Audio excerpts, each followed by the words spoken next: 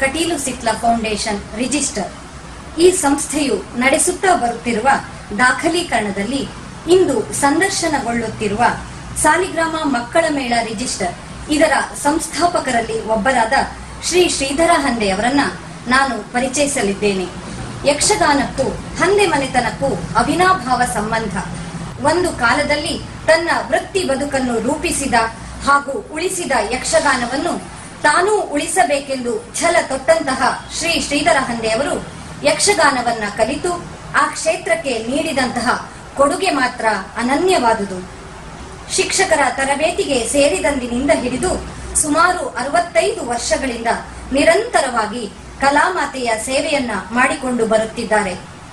ಮೊದಲು ಸುತ್ತಮುತ್ತಲಿನ ಪರಿಸರದ ಶಾಲೆಯ ಮಕ್ಕಳಿಗೆ ಯಕ್ಷಗಾನವನ್ನು ಕಲಿಸಿಕೊಡಲು ಪ್ರಾರಂಭಿಸಿದ ಇವರು ನಂತರ ಶ್ರೀ ಶ್ರೀನಿವಾಸ ಉಡುಪರೊಂದಿಗೆ ಮಕ್ಕಳ ಮೇಳ ಸಾಲಿಗ್ರಾಮ ಎನ್ನುವ ಯಕ್ಷಗಾನ ಮೇಳವನ್ನ ಕಟ್ಟಿದರು. ಶ್ರೀ ಉಡುಪರ ಅಕಾಲ ಮರಣದಿಂದ ಸ್ವಲ್ಪ ವಿಚಲಿತರಾದ ಇವರು ಹಠ ಹಿಡಿದು ಆ ಮೇಳವನ್ನು ಮುಂದುವರೆಸಿಕೊಂಡು ಬಂದಿದ್ದಾರೆ. ತಮ್ಮ ಗೆಳೆಯನ ಹೆಸರಿನಲ್ಲಿ ಪ್ರತಿ ವರ್ಷವೂ ಉಡುಪ ಪ್ರಶಸ್ತಿಯನ್ನು ನೀಡುತ್ತಿದ್ದಾರೆ. ಪ್ರಥಮ ಬಾರಿಗೆ ಯಕ್ಷಗಾನವನ್ನು ಸೀಮೋಲ್ಲಂಘನ ಮಾಡಿಸಿದ ಕೀರ್ತಿ ಇವರದು. ಸಂಪ್ರದಾಯಬದ್ಧ ಯಕ್ಷಗಾನವನ್ನು ಅಂದಿನಿಂದಲೂ ಕಲಿಸುತ್ತಿರುವ ಇವರು ಇಂದಿನ ಆಧುನಿಕ ಭರಾಟೆಯಲ್ಲಿಯೂ ಯಾವುದಕ್ಕೂ ರಾಜಿಯಾಗದೆ ಅದೇ ಸೊಗಡನ್ನು ಉಳಿಸಿಕೊಂಡು ಬಂದಿದ್ದಾರೆ. ಅಲ್ಲದೆ ತಮ್ಮ ಬಳಿ ಕಲಿಯಲು ಬರುವ 100 ಶಿಷ್ಯರನ್ನ 100ಕ್ಕೆ 100 ತಯಾರಿ ನೀಡಿ ರಂಗಕ್ಕೇರಿಸುವ ವಿಶಿಷ್ಟ ಶಿಕ್ಷಕ ಇವರು. 100 ಜನ ಕಲಾವಿದರ ನಡುವೆ ಇಂತಹವರೇ ಹಂದೆಯವರ ಶಿಷ್ಯರು ಎಂದು ಸ್ಪಷ್ಟವಾಗಿ ಗುರುತಿಸಬಹುದಾದ ಮಟ್ಟಿಗಿನ ವಿಶಿಷ್ಟ ಶೈಲಿಯನ್ನ ಇವರು ಶಿಷ್ಯರಲ್ಲಿ ಅಚ್ಚೊತ್ತುವಂತೆ ಮಾಡಿದ್ದಾರೆ. ಪ್ರತಿ ವರ್ಷವೂ ಬದಲಾಗುತ್ತಿರುವ ಮಕ್ಕಳು ಹಾಗೂ ಹೊಸ ಸವಾಲುಗಳ ನಡುವೆ 43 ವರ್ಷಗಳಿಂದಲೂ ಒಂದೇ ರೀತಿಯ ಗುಣಮಟ್ಟವನ್ನ ಉಳಿಸಿಕೊಂಡು ಬಂದಿರುವ ಏಕೈಕ ವ್ಯಕ್ತಿ ಎಂದರೆ ಶ್ರೀ ಹಂದೆಯವರು. ಒಬ್ಬ ಪ್ರೇಕ್ಷಕ 100 ಜನ ಪ್ರೇಕ್ಷಕರಿಗೆ ಸಮಾನರೆಂದು ಭಾವಿಸುವ ವಿಶಿಷ್ಟ ವ್ಯಕ್ತಿ ಇವರು. ಇವರ ಪುತ್ರ ಸುಜೇಂದ್ರ ಹಂದೆಯವರು ಯಕ್ಷಗಾನದ ಹಿಮ್ಮೇಳ ಹಾಗೂ ಮುಮ್ಮೇಳವನ್ನು ಬಲ್ಲವರಾಗಿದ್ದು ವೇಷಗಳಲ್ಲಿ ಅದೇ ಸಂಪ್ರದಾಯ ಹಾಗೂ ಬದ್ಧತೆಯನ್ನ ಉಳಿಸಿಕೊಂಡು ಬಂದಿದ್ದಾರೆ. ಮಕ್ಕಳಾದ ಪೂರ್ಣಿಮಾ ಹಾಗೂ ಅಭಿಲಾಷ ಮತ್ತು ಸೊಸೆಯಾದ ವಿನಿತಾ ಇವರು ಕೂಡ ವೇಷವನ್ನ ಮಾಡಿ ಬಲ್ಲವರು. ಮೊಮ್ಮಕ್ಕಳಾದ ಕಾವ್ಯ, ಪ್ರಣೀತಾ, ಪ್ರಜ್ವಲ, ಶಮ ಇವರು ಕೂಡ ಪ್ರಬುದ್ಧ ವೇಷಗಳನ್ನ ಮಾಡಬಲ್ಲವರು. ಬಾಳ ಸಂಗಾತಿ ವಸುಮತಿಯವರೊಂದಿಗೆ ಕೋಟದಲ್ಲಿ ಇದೀಗ ನಿವೃತ್ತ ಜೀವನವನ್ನ ಸಾಗಿಸುತ್ತಿದ್ದಾರೆ. ಆದರ್ಶ ಶಿಕ್ಷಕ, ಸಾಹಿತಿ, ಭಾಗವತ, ವಿಮರ್ಶಕ, ಕಲಾವಿದ, ಭಾಷಣಗಾರ, ರಂಗಭೂಮಿ ನಟ, ನಿರ್ದೇಶಕ, ಸಂಘಟಕ, ಮೇಳದ ವ್ಯವಸ್ಥಾಪಕ ಹೀಗೆ ಬಹುಮುಖವಾಗಿ ತನ್ನನ್ನು ತೊಡಗಿಸಿಕೊಂಡ ಕ್ರಿಯಾಶೀಲ ಸೃಜನಶೀಲ ವ್ಯಕ್ತಿ ಇವರು. 83ರ ಹರೆಯದಲ್ಲಿಯೂ ಭತ್ತದ ಉತ್ಸಾಹ ಚಿಲುಮೆಯಾಗಿದ್ದು ಈಗಲೂ ಮನೆಯಲ್ಲಿ ಮಕ್ಕಳಿಗೆ ತರಬೇತಿ ನೀಡಿ ಯಕ್ಷಗಾನ ಪ್ರದರ್ಶನವನ್ನು ನೀಡುತ್ತಿದ್ದಾರೆ.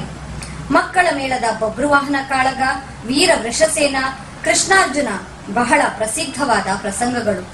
ಹೀಗೆ ಯಕ್ಷಗಾನಕ್ಕಾಗಿಯೇ ತಮ್ಮ ಬದುಕನ್ನು ಸಮರ್ಪಿಸಿಕೊಂಡ ಹಂದೆಯವರನ್ನು ಹಲವಾರು ಪ್ರಶಸ್ತಿಗಳು ಅರಸಿಕೊಂಡು ಬಂದಿವೆ. 100 ಸಂಘ ಸಂಸ್ಥೆಗಳು ಇವರನ್ನು ಸನ್ಮಾನಿಸಿ ಕೃತಾರ್ಥರಾಗಿವೆ. ಶ್ರೀ ಹಂದೆಯವರಿಗೆ ದೇವರು ಆಯುರಾರೋಗ್ಯ ಕೊಟ್ಟು ಕಾಪಾಡಲಿ, ಅವರು 100 ವರ್ಷ ಬಾಳಲಿ ಎಂದು ಆಶಿಸುತ್ತೇನೆ. ನಮಸ್ಕಾರ.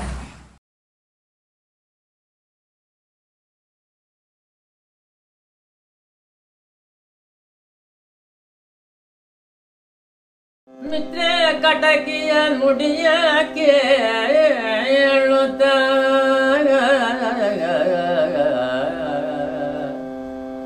ಮಿತ್ರ ಕಟಕಿಯ ನುಡಿಯ ಕೇಳುತ್ತ ಚಿತ್ತದಲ್ಲಿ ಸಂತೋಷ ತಗಾಳುತ್ತ ಮತ್ತೆ ಕೇಳ್ದಳು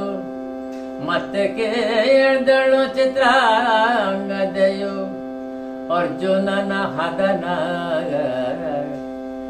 ಮತ್ತೆ ಕೇಳ್ದಳು ಚಿತ್ರಾಂಗದೆಯು ಅರ್ಜುನನ ಹದನ.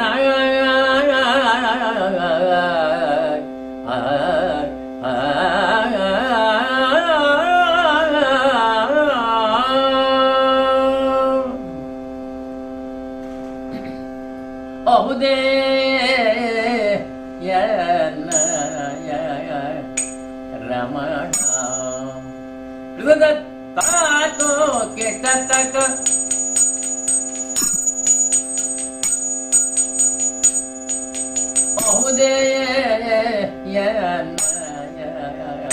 ರಮಣ ಪೇಳೆ ಸಖಿ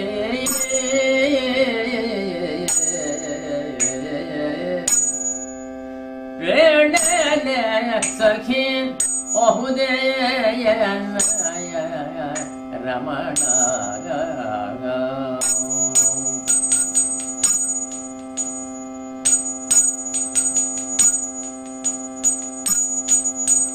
ಅಹುದೇನೆ ಪಾರ್ಥನೆಂಬಾತನ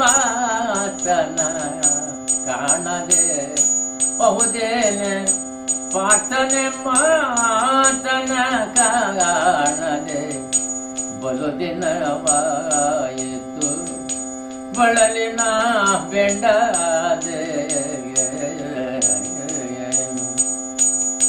ಬಲು ದಿನವಾಯಿತು ಬಳಲಿನ ಬೆಂಡಾದೆ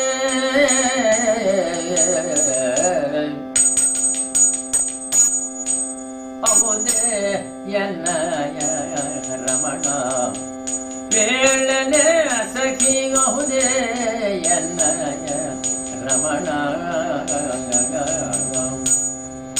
ಅವುದೇನೆ ಪಾರ್ಥನೆ ಮಾತನ ಕಾಣದೆ ಬಲು ದಿನವಾಯಿತು ಬಡಲಿನ ಬೆಂಡದೆ ಬಡಲಿನ ಬೆಂಡದೆ ಅಹುದೇ ಅಹುದೇ ಅಹುದೇ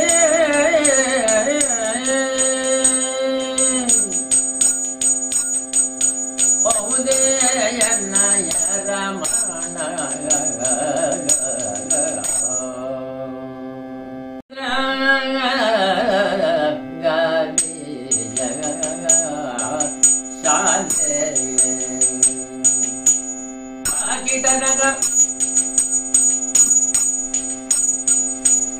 ಸಂಗಂದ್ರ ಗಾವಿಯ ಶಾಲೆ ಕೊಡುವೆ ನುಡಿ ಚಂದದಿಂದಲೇ ಬಾಲೆ ಕೊಡುವೆ ನುಡಿ ಚಂದದಿಂದಲೇ ಬಾಲೆ ಕೊಡುವೆ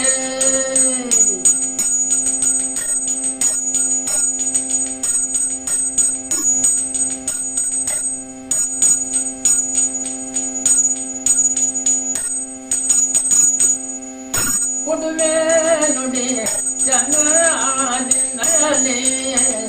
ಬಾಲೆ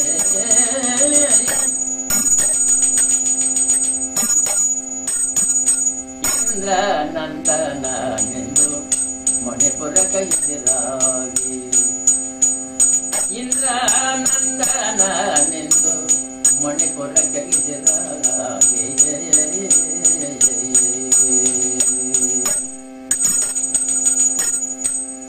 ಇಂದ್ರ ನಂದನನೆಂದು ಮಣಿಪುರ ಕಿದಿರಾಗಿ ಬಂದ ಸಕಲ ಸೇನೆ ಎಂದೆಂಬ ಮಾತೆಯು ನಂದನನೆಂದು ಮಣಿಪುರ ಕಿದಿರಾಗಿ ನಂದನೆಂಬ ಮಾತೆಯು ಸರಿಯ ಅಹುದೇ ಅಹುದೇ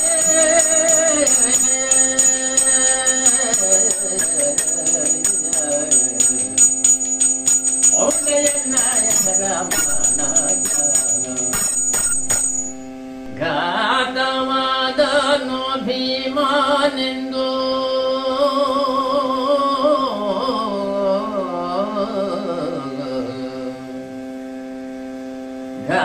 ಘಾತವಾದನು ಭೀಮನೆಂದು ವಿಘಾತವಾಯಿತು ಆಕಟ ವಿಘಾತವಾಯಿತು ಅಕಟ ನಾನೇ ರೀತಿ ಎರಿಯದೆ ಬಂದು ಕೆಟ್ಟೆ ನಿರರ್ಥ ನಾನೇ ರೀತಿ ಎರಿಯದೆ ಬಂದು ಕೆಟ್ಟೆ ನಿರರ್ಥ ನಿಮಗಾಗಿ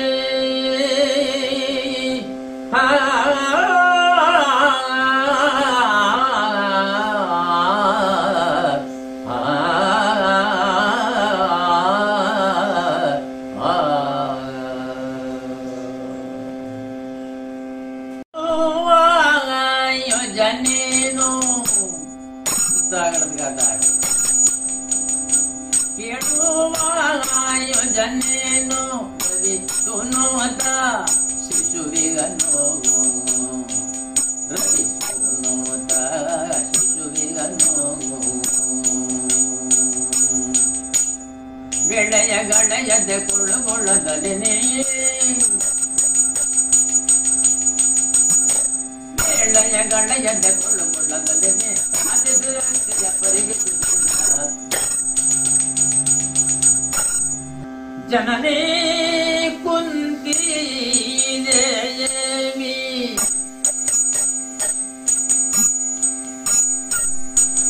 ಜನನೇ ಕುಂತಿ ದೇವಿ ವೇದ ಗಣಿಸದೆ ನಿಜ ವೇದ ಎಣಿಸದೆ ನಿಜ ತನಯ ರೈವರ ಪೊರೆದ ಪುಣ್ಯವತಿಯು ತನಯ ರೈವರ ಪೊರೆದ ಏನ್ ಪುಣ್ಯವತಿಯೋ ತನಯ ರೈವರ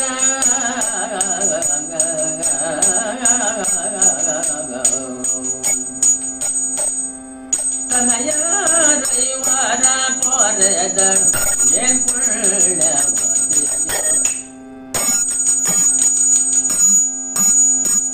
ನಯದಿ ವಿದ್ಯೆ ಬುದ್ಧಿಗಳೆತ್ತು ಸಲಗಿದಳು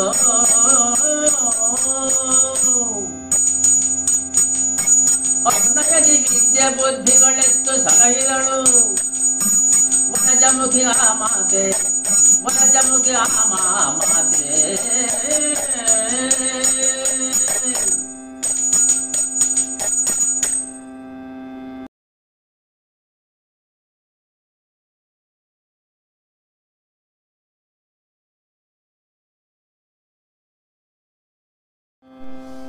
ಬಂದನೋ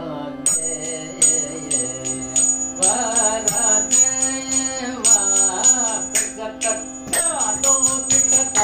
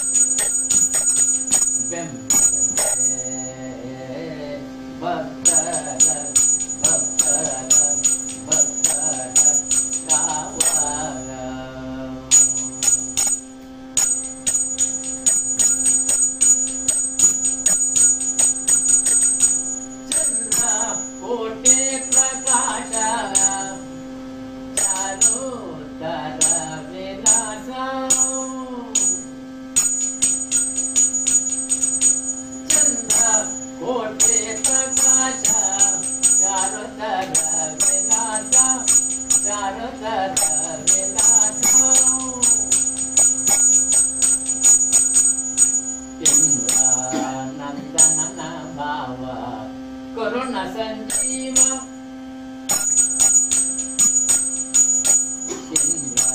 ನಂದನ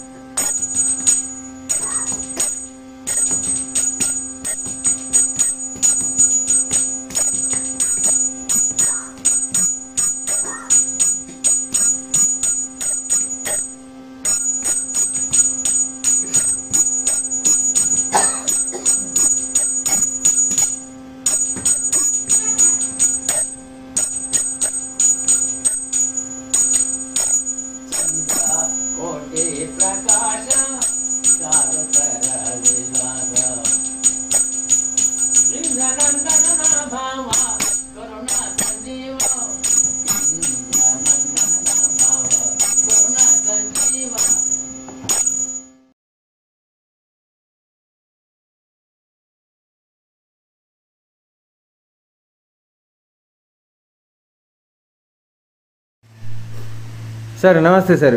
ನಮಸ್ಕಾರ.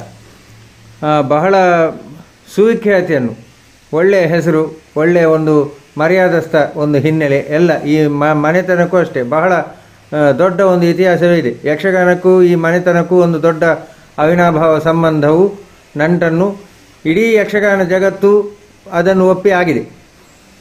ಇಂಥ ಒಂದು ಹಿನ್ನೆಲೆಯಲ್ಲಿ ತಾವು ಶ್ರೀಧರ ಹಂದೆಯವರು ಈಗ ಕಳೆದ ಹಲವಾರು ದಶಕಗಳಿಂದ ಮಕ್ಕಳ ಮೇಳ ಅನ್ನುವಂಥ ಒಂದು ವಿನೂತನವಾದಂಥ ಒಂದು ಈ ಶೈಲಿಯನ್ನು ಇದು ಮಾಡಿ, ಅಂದರೆ ಮಕ್ಕಳಿಗಾಗಿಯೇ ಯಕ್ಷಗಾನವನ್ನು ಅವರನ್ನು ತರಬೇತುಗೊಳಿಸಿ ಅವರಿಂದ ಯಕ್ಷಗಾನ ಪ್ರದರ್ಶನಗಳನ್ನು ಮಾಡಿಸಿ ದೇಶ ವಿದೇಶಗಳಲ್ಲಿ ತಾವು ಖ್ಯಾತಿಯನ್ನು ಗಳಿಸಿಕೊಂಡವರು. ಮಾತ್ರವಲ್ಲದೆ ವಿದೇಶಕ್ಕೆ ಪ್ರಪ್ರಥಮವಾಗಿ ಮಕ್ಕಳದ್ದೇ ಒಂದು ತಂಡ ಯಕ್ಷಗಾನ ಪ್ರದರ್ಶನದ ಸಲುವಾಗಿ ಹೋದದ್ದು ಕೂಡ ಒಂದು ವಿನೂತನ ದಾಖಲೆ. ಈ ಎಲ್ಲ ಹಿನ್ನೆಲೆಯಲ್ಲಿ ತಮ್ಮ ಇಡೀ ಒಂದು ಜೀವಿತದ ಸಾಧನೆಯನ್ನು ಯಕ್ಷಗಾನಕ್ಕೆ ಅದರಿಂದ ಉಂಟಾದಂತಹ ಒಳಿತುಗಳನ್ನು ಕಿರು ಅವಧಿಯಲ್ಲಿ, ಅಂದರೆ ನಮ್ಮಿಂದ ಎಷ್ಟು ಕೂಡುತ್ತದೆ ಅಷ್ಟು ಅದರಲ್ಲಿ ದಾಖಲೆ ಮಾಡಿ ಇಟ್ಟುಕೊಳ್ಬೇಕು. ಮುಂದಿನ ನಮ್ಮ ಪೀಳಿಗೆ ಏನಿದೆ ಅವರಿಗೆ ನಮ್ಮ ಹಿಂದೆ ಇದ್ದವರು ಎಂಥ ಎಲ್ಲ ಮಹಾ ಕೆಲಸಗಳನ್ನು ಮಾಡಿದ್ದಾರೆ ಅನ್ನುವಂಥದ್ದು ಅವರಿಗೊಂದು ಸ್ಫೂರ್ತಿದಾಯಕವಾಗಿ ಇರಬೇಕು. ಈಗಿನ ಒಂದು ಕೇವಲ ಹೊಟ್ಟೆ ಮತ್ತು ಬಟ್ಟೆಯ ಸೀಮಿತವಾದಂಥ ಒಂದು ಈ ಏನು ಜಗತ್ತಿನಲ್ಲಿ ಇದರ ಬಗ್ಗೆಯೂ ಕೂಡ, ಅಂದರೆ ಅದಲ್ಲದೆ ಬೇರೆ ಬಹಳಷ್ಟು ನಾವು ಮಾಡಲಿಕ್ಕೆ ಉಂಟು ಅನ್ನುವಂಥ ಪ್ರೇರಕವಾದಂಥ ಅಂಶಗಳು ಇಂಥ ಒಂದು ಸಂದರ್ಶನಗಳಿಂದ ಸಿಗಲಿ ಅನ್ನುವಂಥ ಸದಾಶಯ ಇದು. ನಾವು ನೇರ ಈಗ ಸಂದರ್ಶನಕ್ಕೆ ಬರುವುದಿದ್ರೆ, ಸರ್ ತಾವು ಯಕ್ಷಗಾನ ಕ್ಷೇತ್ರಕ್ಕೆ ಬರಲಿಕ್ಕೆ ಕಾರಣವಾದಂಥ ಕೆಲವು ಅಂಶಗಳು, ಈಗ ಆ ಹಿನ್ನೆಲೆ ಉಂಟು, ಎಲ್ಲ ಉಂಟು, ಆದರೆ ತಾವು ಶಿಕ್ಷಕರಾಗಿ ಇದ್ದಂಥವರು. ಅಂಥ ಸಂದರ್ಭದಲ್ಲಿ ಮತ್ತೆ ಪುನಃ ವಿಶೇಷವಾಗಿ ಇದರ ಬಗ್ಗೆ ಒಲುಮೆ ಮೂಡಿ ಇಲ್ಲಿ ಸಮರ್ಥವಾಗಿ, ಅಂದರೆ ಸಂಪೂರ್ಣವಾಗಿ ತೊಡಗಿಸಿಕೊಳ್ಳುವಿಕೆ, ಆ ಕುರಿತಾಗಿ ಸ್ವಲ್ಪ ವಿಚಾರ ಹೇಳಿ ಸರ್. ನಾವು ಚಿಕ್ಕನಲ್ಲಿ ನಮ್ಮ ಬಾಲ್ಯಾವಸ್ಥೆಯಲ್ಲಿ ಸುತ್ತಮುತ್ತಲೂ ಚಂಡೆ ವಾದನ ಕೇಳಿಯೇ ನಾವು ಎಚ್ಚರಗೊಳ್ಳುವಂಥದ್ದು, ಮೊದಲಕನ್ನು ಕೇಳಿ ಸಂತೋಷ ಪಡುವಂಥದ್ದು. ಎಲ್ಲ ಮೇಳದವರ ಆಟಗಳು ನಮ್ಮ ಮನೆಗೆ ಬರ್ತಿದ್ರು, ಆಟ ಆಡ್ತಿದ್ರು. ನಮ್ಮ ತಂದೆಯವರು ಅಜ್ಜಂದರೆಲ್ಲ ಮೇಳ ಎಬ್ಬಿಸಿದವರು. ಆದ್ದರಿಂದ ಕಲಾವಿದರ ಸಂಪರ್ಕ ಮದ್ದೊಂದು ಇದ್ದಿತ್ತು. ಮಳೆಗಾಲದಲ್ಲಿ ಕೂಡ ನಮ್ಮಲ್ಲಿ ಕೆಳಗೆ, ನಾವು ಈ ಮನೆಯಲ್ಲಿ ಕೆಳಗಿನ ಮನೆಯಲ್ಲಿ ನಡೀತಾ ಅದು ಕಾಸ್ಟ್ಯೂಮ್ಸ್ ಎಲ್ಲ ತಯಾರು ಮಾಡುವಂಥದ್ದು, ಅಲ್ಲಿ ಎಲ್ಲ ಈ ರೀತಿಯಲ್ಲಿ ನಡೀತಾ ಇರುವಾಗ ನಮಗೆ ಅವರ ಸಂಸರ್ಗ ಬಂದಿದೆ. ಪಾಠಕ್ಕೆಲ್ಲ ಹೋದ್ರೂ ಕೂಡ ನಮಗೆ ಅವರದ್ದೇ ಹೂವಿನ ಕೋಲ ಬರ್ತಿತ್ತು ಅವಾಗ, ಭಾಗವತದ್ದು ಎಲ್ಲ ಭಾಗವತದ್ದು. ನಾವು ಆವಾಗ ಆಟಗಳನ್ನು ನೋಡಿದವರು, ಮಾನಸ ಬಂದವರು ಯಕ್ಷಗಾನದ ಒಂದು ಜೋಡಾಟ ಮಾಡೋದು, ನಾವೇ ಕಿರೀಟ ಕಟ್ಟಿಕೊಂಡು ಕುಣಿಯುವಂಥದ್ದು ನಮಗೆ ಅನುಕರಣೆ ಮಾಡ್ತಿದ್ದೆ. ಪದ್ಯವನ್ನು ಹೇಳುವಂಥದ್ದು ಕೂಡ ನಾನು ಅದನ್ನು ಮಾಡ್ತಿದ್ದೆ. ಕೆಲವರು ಕೂಡ ನಮ್ಮ ತಂದೆ ಇವರೆಲ್ಲ ನಮ್ಮ ಚಿಕ್ಕಪ್ಪ ಎಲ್ಲರು ಈ ಮಾಡಿ ಒಂದೆರಡು ಪದ್ಯ ಹೇಳ್ತದೆ ಅನ್ನುವಂಥದ್ದು ಕೂಡ ಹೇಳ್ತಿದ್ರಂತೆ, ನಮ್ಗೆ ಗೊತ್ತಿಲ್ಲ. ಆ ರೀತಿಯಲ್ಲಿ ಬೇರೆ ಬೇರೆ ಆಟಗಳನ್ನು ನೋಡಿ, ಮಂದರ್ತಿ ಮೇಳ, ಅಮೃತೇಶ್ವರಿ ಮೇಳ, ಸೌಕೂರು ಮೇಳ, ಯಾವ ಮೇಳದವರು ಈ ಕಡೆ ಬಂದರೂ ಕೂಡ, ಇಲ್ಲಿ ಎರಡು ಮೇಳ ನಮ್ಮದ್ದೇ ಆದರೂ ಕೂಡ ಅವರು ನಮ್ಮ ಮನೆಯಲ್ಲಿ ಬಂದು ಒಂದು ಆಟ ಆಡಿ ಹೋಗಬಹುದು. ಕರೆಕ್ಟ್. ಆದ್ದರಿಂದ ಅದರ ಒಂದು ಆಸಕ್ತಿ ಬಂದಿದೆ. ಎಲ್ಲ ಮನೆಯವರಾದಿಯಾಗಿ ಎಲ್ಲರಿಗೂ ಕೂಡ ಯಕ್ಷಗಾನದ ಆಸಕ್ತಿ ಇದೆ. ಆಮೇಲೆ ನಾವು ಅಧ್ಯಾಪಕರಾಗಿದ್ದೇವೆ. ಅಧ್ಯಾಪಕರಾದ ಮೇಲೆ, ಅಂದರೆ ಅಧ್ಯಾಪಕರಾಗುವಂತಹ ಸಮಯದಲ್ಲಿ ನೀವು ಯಕ್ಷಗಾನದ ಹಿಮ್ಮೇಳವನ್ನು ಕಲ್ತಾಗಿದೆ, ಮುಮ್ಮೇಳ ಹಿಮ್ಮೇಳ ನೋಡಿ. ಅಧ್ಯಾಪಕರು ನನಗೆ, ನಾನು ಬಹಳ ಬುದ್ಧಿವಂತೂ ಅಲ್ಲ, ಕ್ಲಾಸಿನಲ್ಲಿ 35 ಮಾರ್ಕು ಸಿಗ್ತಿರ್ಲಿಲ್ಲ ನನಗೆ, ಗೊತ್ತಾಯ್ತು. ನನ್ನ ಅದರ್ ಆ್ಯಕ್ಟಿವಿಟೀಸ್ ಎಲ್ಲ ನೋಡಿಕೊಂಡು ಅಧ್ಯಾಪಕರಿಗೆಲ್ಲ ಭಾರಿ ಖುಷಿಯನ್ನು ಪಾಸ್ ಮಾಡಿಬಿಟ್ಟಿದ್ದಾರೆ. SLCಯಲ್ಲಿ 35 ಮಾರ್ಕು. ನಮ್ಮ ತಂದೆ ತಲೆ ಬಿಸಿ ಆಯ್ತು, ಏನು ಮಾಡೋದು ನಿನಗೆ ಅಂಥೇಳಿ ಕಡೆ ಆ ಸಂದರ್ಭದಲ್ಲಿ ಎಂಥದ್ದು ಈ ಸಮಸ್ಯೆ ಬಂದಲ್ಲಿ ಟ್ರೈನಿಂಗ್ ಕಳಿಸುವಂಥ ಅದು ಟೀಚರ್ಸ್ ಟ್ರೈನಿಂಗ್ ಮಾಡಿದ್ರು. ನಿನಗೆ ಕುಣಿತಾನೆ ಮಾಡ್ತಾನೆ ಇರಲಿ ಅಂತ ಹೋಯ್ತು. ಟೀಚರ್ಸ್ ಟ್ರೈನಿಂಗ್ನಲ್ಲಿ 40 ಸೀಟ್ ಇರುವಂಥದ್ದಕ್ಕೆ 100-105 ಜನ ಬಂದಿದ್ದಾರೆ. ಅಲ್ಲಿ ಬಂದವರು ಏನು ಮಾಡಿದ್ರು, ಸೆಲೆಕ್ಷನ್ ಫಸ್ಟ್ ಕ್ಲಾಸ್ ಇದೆ ನೋಡಿ, 60 ಮಾರ್ಕಿನಾಗಿಂದ ಹೆಚ್ಚು ಬಂದರೆ ಮುಂದೆ ಬನ್ನಿ ಅಂದರು. ಕೆಲ ಹೋದರು. ಮತ್ತು ಪುನಃ 50ಕ್ಕಿಂತ ಹೆಚ್ಚಿದೆ ಬನ್ನಿ. 30, ನಾವು 35ಕ್ಕೂ ಹಿಂದೆ ಇದ್ದೇವೆ. ನಮಗೆ ಸೀಟೆಲ್ಲ ವಾಪಸ್ ಬಂತು. ನನಗೆ ಮನೆ ಬಂದಾಗ ಭಾಳ ಖುಷಿ ಆಯಿತು, ಮನೆಯವರಿಗೆಲ್ಲ ತಲೆ ಬಿಸಿ ಆಯಿತು. ನಮ್ಮ ತಂದೆಯವರು ಕಡೆ ಕೂಡಲೇ ಸಂಜೀವರಾಯರಂತ ವಿದ್ಯಾಧಿಕಾರಿ, ಮಾರ ನಮ್ಮ ಮಗನಿಗೆ ಒಂದು ಏನಾದರೂ ಸೀಟ್ ಕೊಟ್ಟಿಬಿಟ್ಟು ಮಾರ ಕಲೀಲಿಗೆ ಇದರಲ್ಲಿದ್ದಾನೆ. ಉಗ್ರಾಣ ಕೃಷ್ಣರಾಯರು ಅಂತಿದ್ರು ಅವರು. ಅವರು ದೊಡ್ಡ ಕಲಾವಿದರು, ಅವರು ಒಳ್ಳೆ ಮನುಷ್ಯರು, ಒಳ್ಳೆ ತಿಳುವಳಿಕೆಸ್ತ. ಅವರು ಏನು ತಿಳಿ ಕರೆದ್ರು ಯಾವುದು ಟೇಬಲ್ಗೆ ಕರೆದು ಹೇಳಿದರು. ಎಲ್ಲ ಬಿ ಲಿಸ್ಟಲ್ಲಿ ಕರೆದು ನನ್ನ ಬಿ ಲಿಸ್ಟ್ ಅಂತ ಉಂಟಲ್ಲ, ಬಿ ಲಿಸ್ಟಲ್ಲಿ ಕೊಡು ಅಂತೇಳಿ ನನಗೆ ತಂದೆಯದು ಆಶ್ವಾಸನೆ ಕೊಟ್ಟು ಕರೆದ್ರು. ಕೇಳಿ ಪ್ರಶ್ನೆ, ನಿನಗೆ ಯಕ್ಷಗಾನ ಬರ್ತದೆ ಅವಾಗ ಕೇಳಿದರು. ಯಕ್ಷಗಾನ ನಾನು ಕಲೀಲಿಲ್ಲ ಆವಾಗ, ಯಾವುದೂ ಗೊತ್ತಿಲ್ಲ. ಇದೆಲ್ಲ ಆಸಕ್ತಿ ಉಂಟು, ಇಮಿಟೇಷನ್ ಮಾಡ್ಕೊಂಡು ಇದೇ ಪದ್ಯ ಹೇಳ್ತೀನಿ. ಕರೆಕ್ಟ್. ಬರ್ತದೆ ಅಂದೆ. ಹೌದಾ? ಅವರು ಯಕ್ಷಗಾನದವರು, ಬಡಗುತಿಟ್ಟಿನ ಆಸಕ್ತರು. ಪದ್ಯ ಹಾಡಿ ಬರ್ತದೆ, ಜನಪದ ಹಾಡಿ ಬರ್ತದೆ, ಆಮೇಲೆ ಎಲ್ಲ ನಾಟಕದ ಪದ್ಯ ಬರ್ತದೆ. ಯಕ್ಷಗಾನ ಬರ್ತದ? ಕಲಾ ಬರ್ತದೆ ಅಂದೆ. ಒಂದು ಪದ್ಯ ಹೇಳ. ನನಗೆ ನೆನಪಾದ ಯಾವುದು ಹೇಳಿದ್ನಲ್ಲ, ಘಾತವಾದನು ಭೀಮನೆಂದು ವಿಘಾತವಾಯಿತು ಅಕಟ, ನಾನೀ ರೀತಿ ಅರಿಯದೆ ಬಂದು ಕೆಟ್ಟ ನಿರರ್ಥ ನಿಮಗಾಗಿ ಅಂತ ಹೇಳಿದೆ. ನನಗೆ ಇದೆ ಅಂತ ಗೊತ್ತಿಲ್ಲ ಏನೋ, ನಾನೇ ರೀತಿ ಅರಿಯದೆ ಬಂದ ಕೆಟ್ಟ ನಿಮಗಾಗಿ. ನಮಗೆ ಬೇವರ್ತು. ನಾನು ಈ ಪದ್ಯದ ಬಂದು ಜನಗಣ ಮನೆ ಹೇಳ್ಬೋದಿತ್ತಲ್ಲ ಅಂದ್ರಿಸ್ತೀನಿ. ಬೆಸ್ಟ್. ಈ ವರ್ಷ ಪ್ರತಿ ವರ್ಷ ತೆಂಕಿನ ಮೇಳದ ಆಟ ಆಗ್ತೈತೆ ಸ್ಕೂಲ್ ಡೇಯಲ್ಲಿ. ಈ ವರ್ಷ ನೀನು ಮಕ್ಕಳಿಂದ ಆಟ ಆಡ್ತೀಯೋ? ಆಟ ಹ್ಞೂ ಅಂತ ಹೇಳಿದ್ರೆ ಸೀಟ್ ಸಿಗ್ತದೆ, ಇಲ್ಲ ಅಂತ ಹೇಳಿ ಸೀಟ್ ಸಿಗೋದಿಲ್ಲ. ಆಯಿತು ಅಂತ ಹೇಳಿದ್ರು. 2 ದಿವಸ ರಜೆ ಇರುತ್ತೆ ಉಡುಪಿಯಲ್ಲಿ ಟ್ರೈನಿಂಗು. ನಡ್ಕೊಂಡೇ ಹೋಗೋದು, ದೂರ. ಸೋಮವಾರ ಬೆಳಗ್ಗೆ ಅಮ್ಮ ಮೊಸರನ್ನು ಮಾಡಿ ಕೊಡ್ತಿದ್ರು. 5 ಗಂಟೆಗೆ ಹೊರಟು 8 ಗಂಟೆಗೆ ಅಲ್ಲಿ ಉಡುಪಿ ತಿರ್ತಿದ್ದೆ. ಶುಕ್ರವಾರ ಸಾಯಂಕಾಲ ಅಲ್ಲಿಂದ ಹೊರಡೋದು, ಮನೆಗೆ ಬರೋದು. ರಾಮ್ ಗಾಣಿಗರಲ್ಲಿ ಮಾಸ್ಟರ್ ಆಗಿದ್ರು, ಕಾರ್ಕಳ ಶಾಲೆಯಲ್ಲಿ. ಅವರನ್ನು ಭಾರಿ ಅಚ್ಚುಮೆಚ್ಚು ನಮ್ಗೊಂದು ತಾಳೆ ಎಲ್ಲ ಹೇಳಿಕೊಟ್ರು. ಕ್ಲಾಸ್ ಮಾಡೋದು ನಾವು 5th ನಾಯರು ಇವರೆಲ್ಲ ಒಟ್ಟೆ ಕ್ಲಾಸ್ ಮಾಡೋದು. ಯಾರು ಮುಂದುವರೆಲ್ಲ ಯಾರ್ಯಾರು 5th ನಾಯರು ಅಂತ ಅಂತ ಕಲಿತೆ. ಪ್ರತಿ ವಾರ ಬಂದೆ, ಹಠ ಹಿಡಿದು ಕಲಿತೆ. ಆ ವರ್ಷ 55ನೇ ಇಸ್ವಿಯಲ್ಲಿ ಸ್ಕೂಲ್ ಡೇಯಲ್ಲಿ ದ್ರೌಪದಿ ಪ್ರತಾಪವನ್ನು ಮಾಡಿ ತೋರಿಸಿದ್ದೆ. ಅದು ಭಾಳ ಖುಷಿಯಾಗಿದೆ. ಅಂದ್ರೆ ನನಗೆ ಕೆಲಸ ಆ ವರ್ಷ ನೀವು ಭಾಗವತಿಕೆ ಹೆಜ್ಜೆ ಎಲ್ಲ ಕಲಿತು ಮಕ್ಕಳಿಗೆ ಕಲಿಸಿಕೊಟ್ಟು ನೀವು ಅದನ್ನು ಪ್ರದರ್ಶನ ಮಾಡಿದ್ದು. ಅದನ್ನ 65 ವರ್ಷದಿಂದ ಮಕ್ಕಳಿಗೆ ಅದ್ರ ಮೇಲೆ ನಾನು ಬಿಡಲಿಲ್ಲ. ನನಗೆ ಕೆಲಸ ಕೊಟ್ಟಂತ ಒಂದು ಒಳ್ಳೆ ಕಲೆ ಇದು. ಕರೆಕ್ಟ್ ಅಲ್ವಾ? ನನ್ನನ್ನು ಉಳಿಸಿದೆ, ನಾನು ಅದನ್ನು ಉಳಿಸೋ ಪ್ರಯತ್ನ ಮಾಡೋದು ಎಂಬ ಒಂದು ಇಚ್ಛೆ ನನ್ನ ಮನಸ್ಸಿಗೆ ಬಂತು. ಮಾಡಬೇಕು ಅಂತ ಹಠ ಕಟ್ಟಿದೆ. ಕಾಂತಪಾಠದ ಕಡೆಗೆ ಅಲ್ಲಿ ಕಲಿತೆ. ಮಂಜಾತ್ ನಾಯಕರು ಸಾಲಿಗ್ರಾಮ ಭಾಳ ಅದ್ಭುತ ಹಾಸ್ಯಗಾರರು, ಮೊದಲೇ ಚಂಡೆ ಎಲ್ಲ ಬರ್ತದೆ. ಉಪ್ಪೋರು ಎಲ್ಲರೂ ನೋಡಿ ಮಾಡಿ ಕಲಿತು. ಮತ್ತು ಸ್ಕೂಲ್ ಡೇಯಲ್ಲಿ ಪ್ರತಿ ಶಾಲೆ ಸ್ಕೂಲ್ ಡೇಯಲ್ಲಿ ಸುತ್ತಮುತ್ತಲು ಯಾವ ಶಾಲೆ ಸ್ಕೂಲ್ ಡೇಯಲ್ಲೂ ಯಕ್ಷಗಾನ. ಮೊದಲು ನಾಟಕದೇ ಯಕ್ಷಗಾನ ಮಾಡ್ತಿತ್ತು. ಹಾಗೆ ನಾವೇ ಒಂದು ಯಕ್ಷಗಾನ ಮಕ್ಕಳ ತಂಡ ಇದು ಕಾಸ್ಟ್ಯೂಮ್ಸ್ ಮಾಡಿದ್ವಿ. ನಮ್ಮ ಅಣ್ಣ, ಆಮೇಲೆ ಹರಿಯಂದರ್ ಅಂತ ಬಲರಾಮಂದರ್ ಒಟ್ಟಿಗೆ ಅದು ಕಾಸ್ಟ್ಯೂಮ್ಸ್ ಮಾಡಿ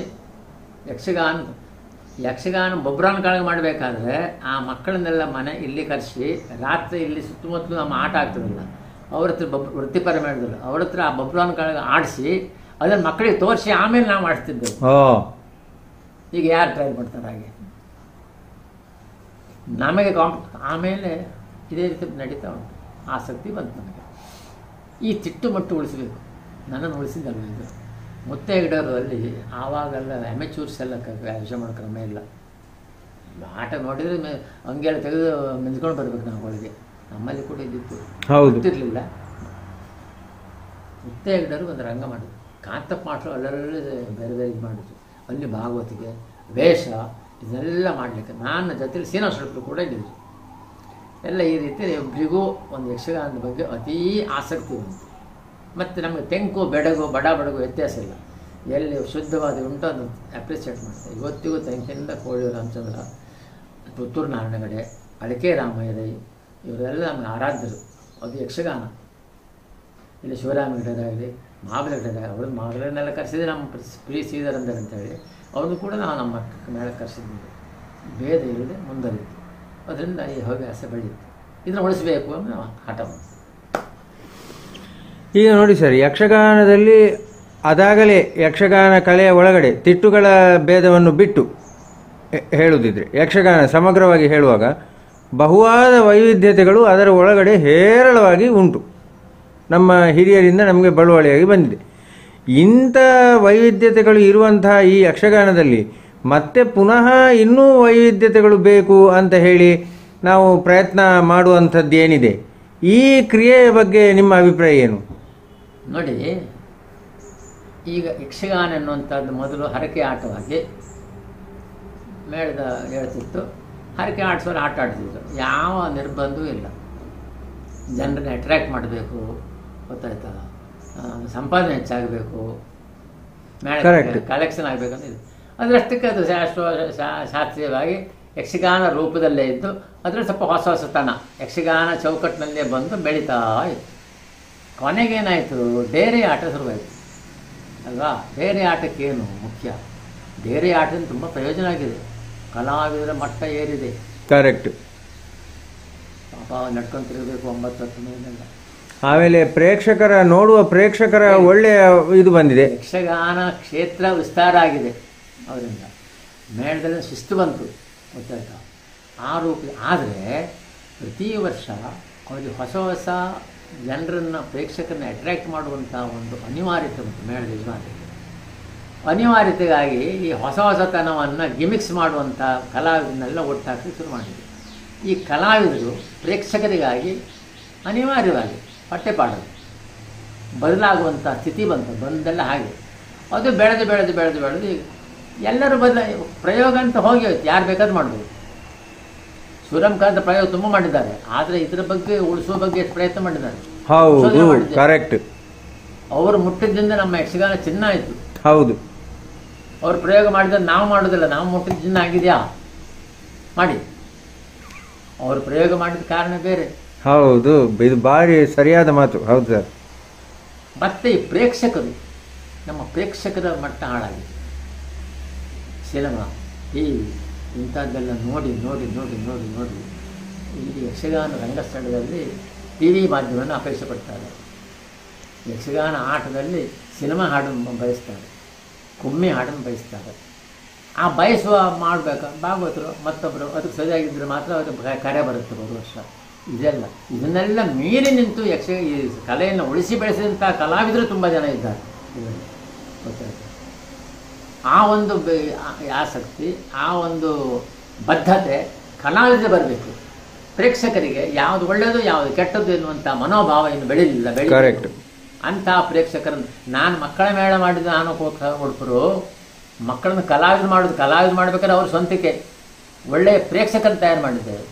ಅವರು ಕೂತವ್ರು ಹೇಳಬೇಕು, ಇದು ಯಕ್ಷಗಾನ ಅಲ್ಲ, ಇದು ಯಕ್ಷಗಾನ ಕುಣಿತ ಅಲ್ಲ ಅಂತ ಹೇಳುವಂಥ ಪ್ರೇಕ್ಷಕರನ್ನು ಸಾಧಾರಣ 60 ವರ್ಷಗಳನ್ನು ತಯಾರು ಮಾಡಿದ್ದೇನೆ. ಮಕ್ಕಳೇ ಮಾಡಿದರೆ 43ನೇ ವರ್ಷ ಇದು.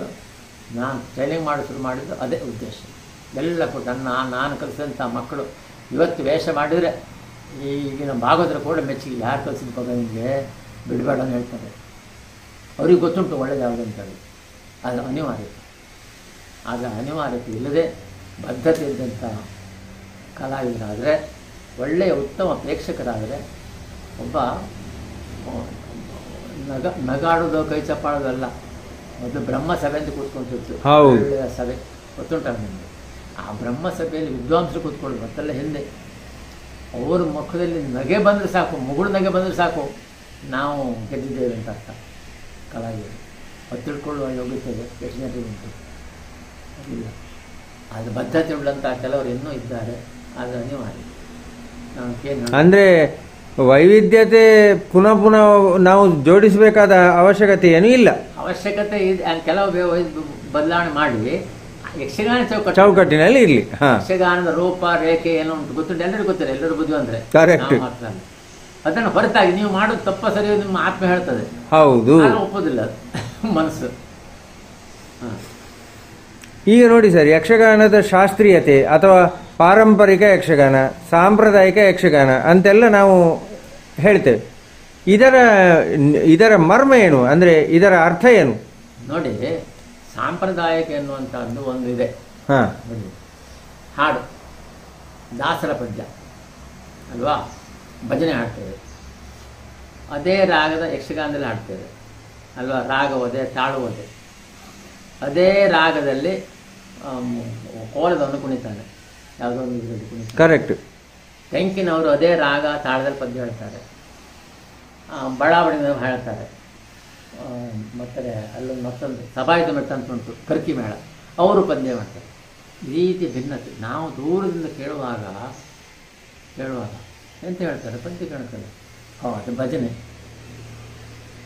ನಾವು ಕೇಳಿ, ಭಜನೆ ಪರಂಪರೆಯಲ್ಲಿದ್ದೇವೆ. ರಾಗ ಅದೇ ತಾಳ ಅದೇ, ಗೊತ್ತಾಯ್ತಾ?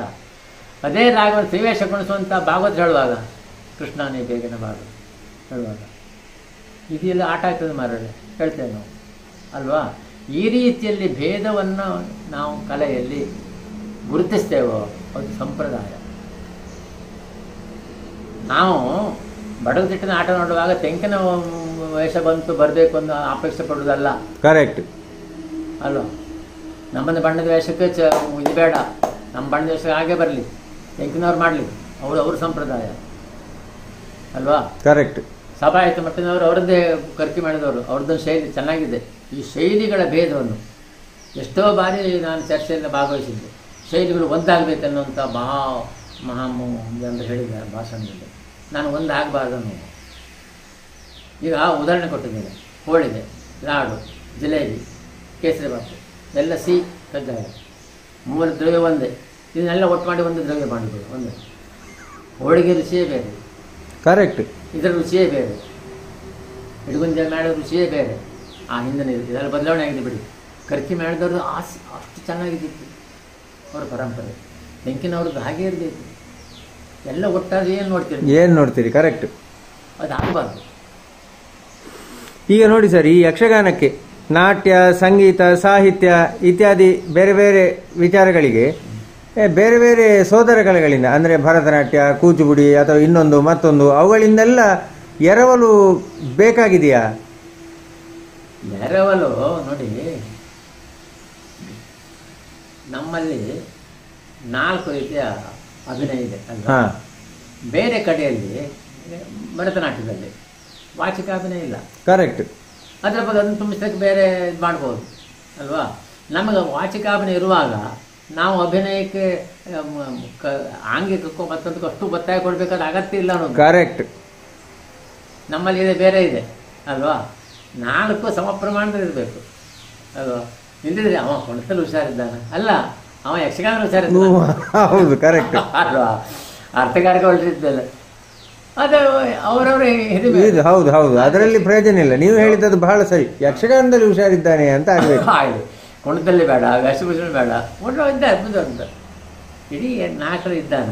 ಅದೆಲ್ಲ ಇರುವಾಗ ಇಲ್ಲಿ ಎಷ್ಟು ಬೇಕೋ ಅದನ್ನೇ ಎರವಲು ಪಡ್ಕೊಳ್ಳಿ, ಅಭಿನಯ ಮಾಡಿ. ನಮ್ಮಲ್ಲಿ ಅಭಿನಯ ಚೆನ್ನಾಗಿ ಉಂಟಲ್ಲ ಅಲ್ವಾ. ನಾನೀಗ ಅಭಿನಯ ಮಾಡಿ ಚಿತ್ರಾಂಗ ಅಭಿನಯ ಮಾಡಿ ತೋರಿಸಲ್ಲ. ಕರೆಕ್ಟ್. ಆ ಅಭಿನಯಕ್ಕೆ ಏನು ಕಡಿಮೆ ಆಗಿದೆ? ಅದಕ್ಕಿಂತ ಹೆಚ್ಚಿನ ಅಭಿನಯ ಬೇಕಾಗೇ ಇಲ್ಲ. ಹೌದು. ಅಹುದೇ ಅಹುದೇ ಅಹುದೇ ಹೇಳ್ಕೊಂಡು 15 ಸಲ ಹೇಳ್ಕೊಂಡು 15 ನಿಮಿಷ ಬೇಕಾಗ್ತದೆ. ಅಹುದೇ 3 ಸಲ ಹೇಳಿ ಸಾಕಲ್ಲ. ಅದು ಇದರಲ್ಲಿ ಭರತನಾಟ್ಯದಲ್ಲಿ ಮಾಡ್ತಾರೆ, ವಾಚಕ ಇಲ್ಲ ಅಲ್ಲಿ ಅಲ್ವಾ. ಒಂದು ಉದಾಹರಣೆ ಕೊಟ್ಟದ್ದು ನಾನು. ಪ್ರತಿಯೊಂದರಲ್ಲಿಯೂ ನೋಡಿ, ಅಳಕೆ ರಾಮಾಯಣಿಗೆ ಬರುವ ದೊಡ್ಡದಲ್ಲಿ ಬರುವಾಗ ಯಕ್ಷಗಾನ ಕಾಣ್ತದೆ. ಪುತ್ತೂರು ನಾರಾಯಣಗಢ ಬಂದರೆ ಯಕ್ಷಗಾನ ಕಾಣ್ತದೆ. ಈಗ ಯಾರು ಬಂದರೆ ಯಕ್ಷಗಾನ ಕಾಣ್ತದೆ ಅವರು ಕಲಾವಿದರು. ಲಾಯ್ಕ ಆಯ್ತಲ್ಲ, ಲಾಯ್ಕ ಆಗೋದು ಬೇರೆ. ಹೌದೌದು ಹೌದೌದು, ಕರೆಕ್ಟ್. ಒಳ್ಳೇದಾಗೋದು ಬೇರೆ, ಗೊತ್ತಾಯ್ತಾ? ಅದಲ್ಲ, ಒಳ್ಳೇದಾಗೋದಲ್ಲ, ಯಕ್ಷಗಾನ ಆಗಬೇಕಲ್ವಾ. ಯಕ್ಷಗಾನ ಆಗಿದೆ. ಯಕ್ಷಗಾನಕ್ಕೆ ನಿಜವಾದ ನಿರ್ದೇಶಕ ಯಾರು? ಯಾಕೆ ಈ ಪ್ರಶ್ನೆ ಅಂತಂದ್ರೆ, ಇತ್ತೀಚೆಗೆ ನೋಡಿ ಭಾಗವತರು ನಿಜವಾದ ನಿರ್ದೇಶಕ, ಆದರೆ ಇತ್ತೀಚೆಗೆ ಭಾಗವತರಿಗೆ ಆ ಬಗ್ಗೆ ಯಾವುದೇ ಒಂದು ಏನು ಹೋಲ್ಡ್ ಇಲ್ಲ, ಅಥವಾ ಅವರಿಗೆ ಅನುಭವ ಸಾಲದು, ಅಥವಾ ಅವರು ಕಿರಿಯರು, ಕಲಾವಿದರೆಲ್ಲ ಹಿರಿಯರು. ಈ ಎಲ್ಲ ಕಾರಣಗಳಿಗೆ ಒಬ್ಬ ನಿರ್ದೇಶಕ ಇದ್ರೆ ಒಳ್ಳೆಯದು ಎನ್ನುವಂತಹ ಒಂದು ಮಾತುಗಳು ಕೇಳಿ ಬರ್ತಾ ಉಂಟು. ಈ ಹಿನ್ನೆಲೆಯಲ್ಲಿ ನೀವೇನು ಹೇಳ್ತೀರಿ ಸರ್? ಯಕ್ಷಗಾನಕ್ಕೂ ನಿರ್ದೇಶಕರು ಬೇಕು, ಆದರೆ ಹೊರಗಿನ ನಿರ್ದೇಶಕರು ಬೇಕಂತ ಅಗತ್ಯ ಇಲ್ಲ, ಅವಶ್ಯಕತೆ ಇಲ್ಲ. ಬಂದ್ರೆ ಒಳ್ಳೆಯದು, ಗೊತ್ತಾಯ್ತಾ? ಅಲ್ಲಿಯೇ ನಿರ್ದೇಶಕರಿದ್ದಾರೆ. ತಾಳ ಹಿಡಿದು ಭಾಗವತಿದ್ರಲ್ಲ, ಅವರೇ ನಿರ್ದೇಶಕರಾಗ್ತಾರೆ. ಆಗುವ ಸಾಮರ್ಥ್ಯವನ್ನು ಪಡಿಬೇಕು ಅವರು, ಗೊತ್ತಾಯ್ತಾ? ಕರೆಕ್ಟ್. ಆ ಸಾಮರ್ಥ್ಯ ಯಾರಿಗಿರ್ತದೆ? ಹಗಲಲ್ಲಿಯೂ ರಾತ್ರಿಯಲ್ಲಿಯೂ ನಿಜವಾದ ಚಾರಿತ್ರ್ಯವನ್ನು ಉಳಿಸ್ಕೊಂಡವರಿಗೆ, ಯಕ್ಷಗಾನದ ಎಲ್ಲ ಅಂಗಗಳನ್ನು ಪರಿಪೂರ್ಣವಾಗಿ ತಿಳ್ಕೊಂಡವರಿಗೆ ಅಲ್ವಾ, ಅಂಥ ಭಾಗವತರಿಗೆ ಜನಮನ್ನಣೆ ಸಿಗ್ತದೆ. ಅವರು ಸಣ್ಣವರಿರಲಿ ದೊಡ್ಡವರಿರಲಿ. ನಿಮಗೆ ನಾವು ಭಾಗವತ ಕೆಲವರು ಹೇಳ್ತೇನೆ ಹೇಳಿದ್ದೆ, ನಾವು ಹೇಳಿದ ಕೇಳೋದಿಲ್ಲ. ಕೇಳುವಾಗ ಮಾಡಿಕೊಳ್ಳಿ. ಉಪ್ಪೂರು ಹೇಳಿದಾಗ ಕೇಳಿದರು, ಶೇಷಗಿರಿ ಭಾಗವತ ಹೇಳಿದಾಗ ಕೇಳಿದರು, ಕಡತೋಕ ಮಂಜಾತ ಭಾಗವತ ಹೇಳಿದಾಗ ಕೇಳಿದರು. ಕೇಳಿದ್ರಲ್ಲಿ ಅಲ್ಲೇ ಬಿಡ್ತಾರೆ ಅವರು, ನಿಮ್ಮನ್ನಲ್ಲಿ ಹಾಡಾಗ್ತಾರೆ. ಮತ್ತು ಕೆಳಮಟ್ಟದ ಒಬ್ಬ ಕಲಾವಿದನನ್ನು ಅವನಲ್ಲಿ ಯಾವ ಆಸಕ್ತಿ ಇದೆ, ಯಾವ ಕೌಶಲ್ಯ ಹೆಚ್ಚಿದೆ ಈ 4ರಲ್ಲಿ, ಅದನ್ನು ತೋರಿಸ್ಲಿಕ್ಕೆ ಭಾಗವತ ತಯಾರಾಗಿರ್ಬೇಕು. ಕುಣಿತಲ್ಲಿದ್ದರೆ ಕುಣಿತಕ್ಕೆ ಅವನಿಗೆ ಒಂದು ಆಸ್ಪತ್ರೆ ಕೊಡಿ, ಮಾತುಗಾರಿಕೆ ಆಸ್ಪತ್ರೆ ಹೆಚ್ಚು ಕೊಡಬೇಡಿ. ಆವಾಗ ಮಾತುಗಾರಿಕೆ ಹೆಚ್ಚಾದ ಕೂಡಲೇ ಭಾಗವತರು ಏನು ಮಾಡ್ತಾರೆ, ನಿರ್ದೇಶಕರು ಎಲ್ಲ ಕಡೆಯಲ್ಲಿ ನೋಡಿ, ನಾಟಕದಲ್ಲಾಗಲಿ ಮತ್ತೊಂದು ಕಡೆಯಲ್ಲಾಗಲಿ ನಿರ್ದೇಶಕ ಹೊರಗಿರ್ತಾನೆ. ಯಕ್ಷಗಾನದಲ್ಲಿ ರಂಗದ ಒಳಗೆ ಪ್ರದರ್ಶನ ಮಾಡ್ತಾನೆ. ಪ್ರತಿ ನಿಮಿಷದಲ್ಲಿಯೂ ಬೇಗ ಆಗ್ತದೆ. ಹಿಂದಿನ ಕಾಲದಲ್ಲಿ ಚಾಪೆ ತಗೊಂಬರ, ತೆರೆ ಹಿಡೀರಿ, ಭಾಗವತ ಹೇಳಬೇಕು. ಚಾಪೆ ಹಾಕಿ ಯುದ್ಧದಲ್ಲಿ ಮಲಗುತ್ತಾನೆ ಅವ ಅಲ್ಲಿ ರಂಗಸ್ಥಳದಲ್ಲಿ. ಮಾತು ಹೆಚ್ಚಾಯಿತು. ದೊಡ್ಡ ದೊಡ್ಡ ಸಾಮಗ್ರಿಯಲ್ಲಿ ಯಾರೇ ಇರಲಿ, ಶ್ರೇಣಿಯವರಲ್ಲಿ ತಾಳ ಶ್ರದ್ಧೆ ಮಾಡ್ತಾರೆ. ತಾಳ ಹೆಚ್ಚಾಯ್ತು ಅಂತ ಸೂಚನೆ. ಶ್ರುತಿ ಕಡಿಮೆ ಆಯಿತು, ಎಸಿ ಕೊಡಬೇಕು ಭಾಗವತ. ಅದು ಭಾಗವತನಲ್ಲಿರುವಂಥ ನಿರ್ದೇಶನ. ಅಯ್ಯೋ ಹೀಗಾಯ್ತೆ, ಅಯ್ಯೋ ನೀವು ಧ್ವನಿ ಕೊಡಬೇಕು ಭಾಗವತನದವ. ಅವರು ಪ್ರತಿಯೊಬ್ಬ ನಟ ಯಾವ ಭಾವದಲ್ಲಿ ಇರ್ತಾನೋ ಆ ಭಾವದಲ್ಲಿ ಸ್ಪಂದಿಸಬೇಕಾದ್ದು. ಬರೇ ಪದ್ಯ ಹೇಳುವಂಥದ್ದಲ್ಲ ಭಾಗವತನ ಕೆಲಸ. ಸ್ಪಂದಿಸಬೇಕು ಮಾತಿನಲ್ಲಿ. ಯಾವ ಇದರ ರಂಗದಲ್ಲಿ ಒಬ್ಬ ಮುಂದೆ ಕುಣಿತವಾದ ಕೂಡಲೇ ಮುಕ್ತಾಯ ಮುರಿಯೋದಲ್ಲ, ಅವ ಹಿಂದೆ ಬರುವವರೆಗೆ ಒಂದು ಸ್ವಲ್ಪ ಎಳೀಬೇಕು. ತಪ್ಪಿದ್ರೆ ಮಾಡಿಸಿ ಹೇಳಬೇಕು, ನೋಡಿ ಅಷ್ಟೆಲ್ಲ ಬಂದು ಹೋಗಬಾರ್ದು, ನಮಗೆ ಮುಕ್ತಾಯ ಬಂತಲ್ಲ ಆಲೋಚನೆ ಮಾಡ್ಕೊಳ್ಬೇಕು ಅಂತ ಹೇಳಬೇಕು ಅಲ್ವಾ. ಇದಕ್ಕೆ ಸ್ವಲ್ಪ ನಿಮ್ಮ ಮಾತುಗಳು ಹೆಚ್ಚಾಯಿತು, ಅಧಿಕ ಪ್ರಸಂಗ ಮಾತಾಡಿದ್ರಿ. ಪೂರೆಲ್ಲ ಬರೀತಿದ್ರು. ಹೌದೌದು. ನಮ್ಮ ವೇಷ ಕಡಿಮೆ ಲೇಟಾಗಿದೆ ಬರೆದ್ರು, ಮತ್ತೆ ಪುನಃ ಹೇಳಿದರು. ಅವ್ರು ರಂಗಕ್ಕೆ ಬಾರದಿದ್ದರೆ ಆ ದಿವಸ ತಾಳ ಕೆಳಗಡೆ ಬರುವವರೆಗೆ ಅವ್ರು ಬಾರದೆ ರಂಗಸ್ಥಳ ನಿಂತು ಅಂತ ತೋರಿಸ್ತಿದ್ರು. ಅಂಥ ಭಾಗವತರಿರ್ಬೇಕು. ಊಟ ಶ್ರೀನಿವಾಸ ಭಾಗವತರಿದ್ದರು ತಾಳ್ಮದ್ದಲ್ಲಿ. ಚರ್ಚೆ ಶುರುವಾಯಿತು. ಒಬ್ಬರು ಅರ್ಥಗಾರರು ಪದ ಮುಂದರ್ಶೆ ಪದ ಮುನ್ಸ್ಬೇಕಾದ್ರೆ ನಾನು ಹೇಳಿದ ಪದ್ಯಕ್ಕೆ ಅರ್ಥ ಹೇಳ್ಕೊಳ್ಳಿ ನೀವು. ಕೋಟ ಶ್ರೀನಿವಾಸ ಭಾಗವತರು ಎಂತ ಹೇಳ್ತೀವಿ. ಆ ರೀತಿ ತೂಕ ಬರಬೇಕು ಭಾಗವತನಿಗೆ. ಪರಿಪೂರ್ಣನಾಗಬೇಕು ಅವ. ಹಾಡಪಟ್ಟಂಗೆ ಬೆಳಿಗ್ಗೆ ತಿರುಗ್ತಾ ಇರೋದು, ಚಹಾ ಹೋಟ್ಲಿಗೆ ಹೋಗೋದು, ಇನ್ನೊಬ್ರಿಗೆ ಇದು ಮಾಡಿದ್ರೆ ಶಿಸ್ತುಬದ್ಧವಾಗಿರಬೇಕು. ಆದರ್ಶ ಮನುಷ್ಯನಾಗಿರಬೇಕು. ನಾವು ಅಧ್ಯಾಪಕರಿಗೆ ಎಲ್ಲ ಬೇಕಂತ ಅನಿಸ್ತದೆ. ಇಲ್ಲ, ನಾವು ಅಧ್ಯಾಪಕರಾದ ಮೇಲೆ ನಮ್ಮದೊಂದು ಬದ್ಧತೆ ಇದೆ. ಮಕ್ಕಳಿದ್ರು ನಾವು. ನೀವು ಕೂಡ ಯಕ್ಷಗಾನ ನಿರ್ದೇಶಕರು ಹೇಗಿರಬೇಕು, ನಿರ್ದೇಶನ ಮಾಡುವಂಥ ತಾಕತ್ತನ್ನು ಪಡ್ಕೊಳ್ಬೇಕು ಭಾಗವತ. ಅದೇ ಯಾರು ಕೇಳೋದಿಲ್ಲ. ದೊಡ್ಡವನನ್ನು ಕೆಳಗು ಮಾಡ್ಲಿಕ್ಕಾಗ್ತದೆ, ಕರೆಕ್ಟ್. ಆದರೆ ಮಾಡಬೇಕಾದ್ದು ಅವನಲ್ಲಿ ಏನು ಕೌಶಲ್ಯ ಇದೆ ಅದನ್ನು ಎತ್ತರಿಸಬೇಕಾದ. ನಮ್ಮ ಜನರ ಕಟ್ಟಿ ಭಾಗೋದ್ರು ಪಾಪ ಹೌದು ಹರಡ ರಾಮಾಯಣ ಹೀಗಾಯ್ತೇ ಅಂತ ಹೇಳಿದ್ರು. ಅಯ್ಯೋ ಕೊಡ್ತಿದ್ರು. ಈಗ ಆಚೆ ಮಾತಾಡೋದು, ಎ ಸಿ ಮಾತಾಡೋದು, ಚಹಾ ಕುಡಿಯೋದಿಲ್ಲ ಅಲ್ವಾ. ಅಂಥ ಭಾಗವತಿದ್ರೆ ಯಾಕಾಗೋದಿಲ್ಲ? ಹೌದು, ಕರೆಕ್ಟ್. ಅಲ್ಲ, ಒಂದು ಅಂಥ ಭಾಗವತರು ಇಲ್ಲ ಅಂತ ಇಟ್ಟುಕೊಳ್ಳುವ. ಹೊರಗಡೆಯಿಂದ ಅಂತಂದ್ರೆ ನಾವು ಯಾರನ್ನು ಹೇಗೆ, ಯಾರಿಗೆ ಇಷ್ಟೆಲ್ಲ ಗೊತ್ತಿರುತ್ತೆ, ಗೊತ್ತಿರಬೇಕು. ಅವ ರಂಗದಲ್ಲಿ ಬಂದು ಮಾಡ್ಲಿಕ್ಕೆ ಆಗ್ತದ? ಬೇರೆ ಬೇರೆ ಬಂದು ಮಾಡಿದ್ರೆ ಅಂದ್ರೆ ನೀವು ಹೇಳುದು ರಂಗದ ಒಳಗಡೆ ಇರುವವನೇ ಯಾರಾದ್ರೂ ನಿರ್ದೇಶಕ ಆಗಿರ್ಬೇಕು ಅಂತಾನೆ ನೀವು ಹೇಳುದು. ಹಾಸ್ಯಗಾರರು ನಿರ್ದೇಶಕರೇ, ಕರೆಕ್ಟ್. ಒಳ್ಳೆ ಹಾಸ್ಯಗಾರರು ಕೆಳಮಟ್ಟದ ಇದನ್ನು ಎತ್ತರಿಸಿ ಬಿಡ್ತಾರೆ. ಹೀಗೆ ಮಾತು ಇಂದು ಮುಂದಿನ ಮಾತು ಹೀಗೆ ಸೂಚನೆ ಕೊಡ್ತಾರೆ ಮಾತಿನಲ್ಲಿ. ಬರೀ ಹಾಸ್ಯ ಮಾಡೋದಲ್ಲ ಅವರಿಗೆ. ಮತ್ತೆ ಅವನು ನೋಡಿ 15 ಪ್ರವೇಶ ಇರುತ್ತೆ ಅವನಿಗೆ, ಹಾಸ್ಯಗಾರನಿಗೆ. ಕೊನೆ ಹೋಗಿ ಬರಬೇಕು. ಮತ್ತೆ ಈ ಭಾಗವತ ಎಲ್ಲ ರಸಗಳನ್ನು ತಿಳಿದವನಾಗಿರಬೇಕು. ಕಲಾವಿದರು ಒಬ್ಬ ಒಂದೆರಡು ರಸ ಸಾಕಾಗ್ತದೆ. ಎಲ್ಲ ಪಾತ್ರ ವಹಿಸುವಂಥ ಶಕ್ತಿ ಬರಬೇಕು ಅವನಿಗೆ, ಇದ್ದಿರಬೇಕು. ಆವಾಗ ಆಗುತ್ತೆ. ಮತ್ತು ಅವನು ಕುಣಿಸೋರು ಹಾಗೆ, ಕುಣಿಯೋರು ಹಾಗೆ. ಸೀತೆಯ ಪ್ರವೇಶ ಹಾಗೆ, ಸೀತೆ ರಾಮರ ಒಂದು ಸರಸ ಸಂಭಾಷಣೆ ಹಾಗೆ. ಸೀತೆ ಪ್ರವೇಶ ಆದ ಹಾಗೆ ಅದು ಸೀತೆಯ ಪ್ರವೇಶವನ್ನು ಒಳ್ಳೆ ಚೆನ್ನಾಗಿ ಕುಣಿತಾನೆ ಅಂಥೇಳಿ ಮಾಯಾಸ್ವರೂಪಣಕ್ಕೆ ಪ್ರವೇಶ ಮಾಡಿದಾಗ ಆಗ್ತದಲ್ಲ. ಕರೆಕ್ಟ್. ನೀವು ಪದ್ಯ ಹೇಳಲಿಕ್ಕೆ ಬರ್ತದೆ, ಮೊದಲೇ ಬರ್ಸಬಾರ್ದು ಅಲ್ಲ. ಅದನ್ನು ನೀವು ಬಾರಿಸಬಾರ್ದು, ಅವನು ಕುಣಿಲೂಬಾರ್ದು. ಸೀತೆ ಹೇಗಿರಬೇಕು ಅವನು ಅದನ್ನು ಸ್ಟಡಿ ಮಾಡಬೇಕು ಕಲಾವಿದ. ಹಿಂದಿನವರು ವೀರಭದ್ರ ನಾಯಕರು, ಮಂಜು ನಾಯಕರು ಇವರೆಲ್ಲ ಒಂದೊಂದು ಪುಸ್ತಕ ಇಟ್ಕೊಳ್ತಿದ್ವಿ ಕಥೆ. ಈಗ ನೋಡಿ ಸರ್, ಈಗ ನೀವು ಈ ಕ್ಷೇತ್ರದಲ್ಲಿ ಸಂಪೂರ್ಣವಾಗಿ ತೊಡಗಿಸಿಕೊಳ್ಳಲಿಕ್ಕೆ ಶುರು ಮಾಡಿದ ದಿನದಿಂದ, ಅಂದರೆ ಒಂದು 40-50 ವರ್ಷಗಳಿಂದ ಯಕ್ಷಗಾನದ ಯಾವ ಎಲ್ಲ ಕ್ಷೇತ್ರಗಳಲ್ಲಿ ಏನೆಲ್ಲ ಬದಲಾವಣೆಗಳನ್ನು ನೀವು ಗುರುತಿಸ್ತೀರಿ? ಅಂದರೆ ಬಣ್ಣ, ನಾಟ್ಯ, ಮಾತು ಎಲ್ಲ. ನಮ್ಮಲ್ಲಿ ಎಲ್ಲರೂ ಬಣ್ಣ ಹಾಕ್ತಾರೆ, ಬಣ್ಣದ ವೇಷಧಾರ ಅಂತ ರಕ್ಕಸ ಪಾತ್ರಕ್ಕೆ. ಕರೆಕ್ಟ್ ಅಲ್ವಾ? ಹೌದು. ಈಗ ರಕ್ಕಸ ಪಾತ್ರ ನಮ್ಮಲ್ಲಿಲ್ಲ, ಹೋಯ್ತು. ಯಾಕಂತ ಹೇಳಿದ್ರೆ ಅದಕ್ಕೆ ರಂಗಸ್ಥಳ ಮಾಡೋದು ಮೇಕಪ್ ತುಂಬ ಇರುತ್ತೆ. ರಂಗಸ್ಥಳದಲ್ಲಿ ಹೆಚ್ಚಿನ ಆಸ್ಪದ ಕೊಡೋದಿಲ್ಲ. ಪ್ರೇಕ್ಷಕರು ಬೇಡ, ಕಾಫಿ ಕುಡ್ಲಿಕ್ಕೆ ಹೋಗ್ತಾರೆ. ಅದು ತಾನೇ ಬಿದ್ದೈತೆ. ಅದು ಬೇಕಾ ಬೇಡ, ಅದು ಯಾರಿಗೆ ಬೇಕು ಬೇಡ. ಯಜಮಾನರು ಕಲೆ ಉಳಿಸೋಕೆ ಪ್ರಯತ್ನ ಮಾಡಬೇಕು, ಕಲಾವಿದ ಮಾಡಬೇಕು, ಪ್ರೇಕ್ಷಕರು ತಯಾರು ಮಾಡಬೇಕು ಅಲ್ಲ. ಒಂದು ತೆಂಕಿನವರು ಬಣ್ಣ ಬರೆಯುವಾಗ ಒಂದು 4-5 ಗಂಟೆ ಬಂದು ಎಷ್ಟು ಚೆಂದ ಮಾಡ್ತಾರೆ. ಒಂದು 5 ನಿಮಿಷ ನೀವು ರಂಗಸ್ಥಳದ ಪ್ರವೇಶ ಇಲ್ಲ ಅವರಿಗೆ, ಅದರಿಂದ ಕೆಟ್ಟೊಂದು. ಆದ್ದರಿಂದ ಬಣ್ಣಗಾರಿಕೆಯಲ್ಲಿ ಹೋಯ್ತಲ್ಲ, ಬಣ್ಣದ ವೇಷ ಇಲ್ಲ. ಮತ್ತು ಯಾವ್ಯಾವ ವೇಷ ಹೇಗೆ ನಮ್ಮಲ್ಲಿ ಬೇರೆ ಹೇಳೋದಿಲ್ಲ ನಾನು. 4 ಥರದ ವೇಷಗಳಿಗೆ ಭಿನ್ನತೆ ಇದೆ. ಒಂದು ಕಿರಾತನ ಪಗಡಿ ವಾರೆ, ಹೌದು, ಸೊಪ್ಪೆ ಕಟ್ಟಬೇಕು ಅಲ್ವಾ. ಕೃಷ್ಣ ಪ್ರಕೃತಿ,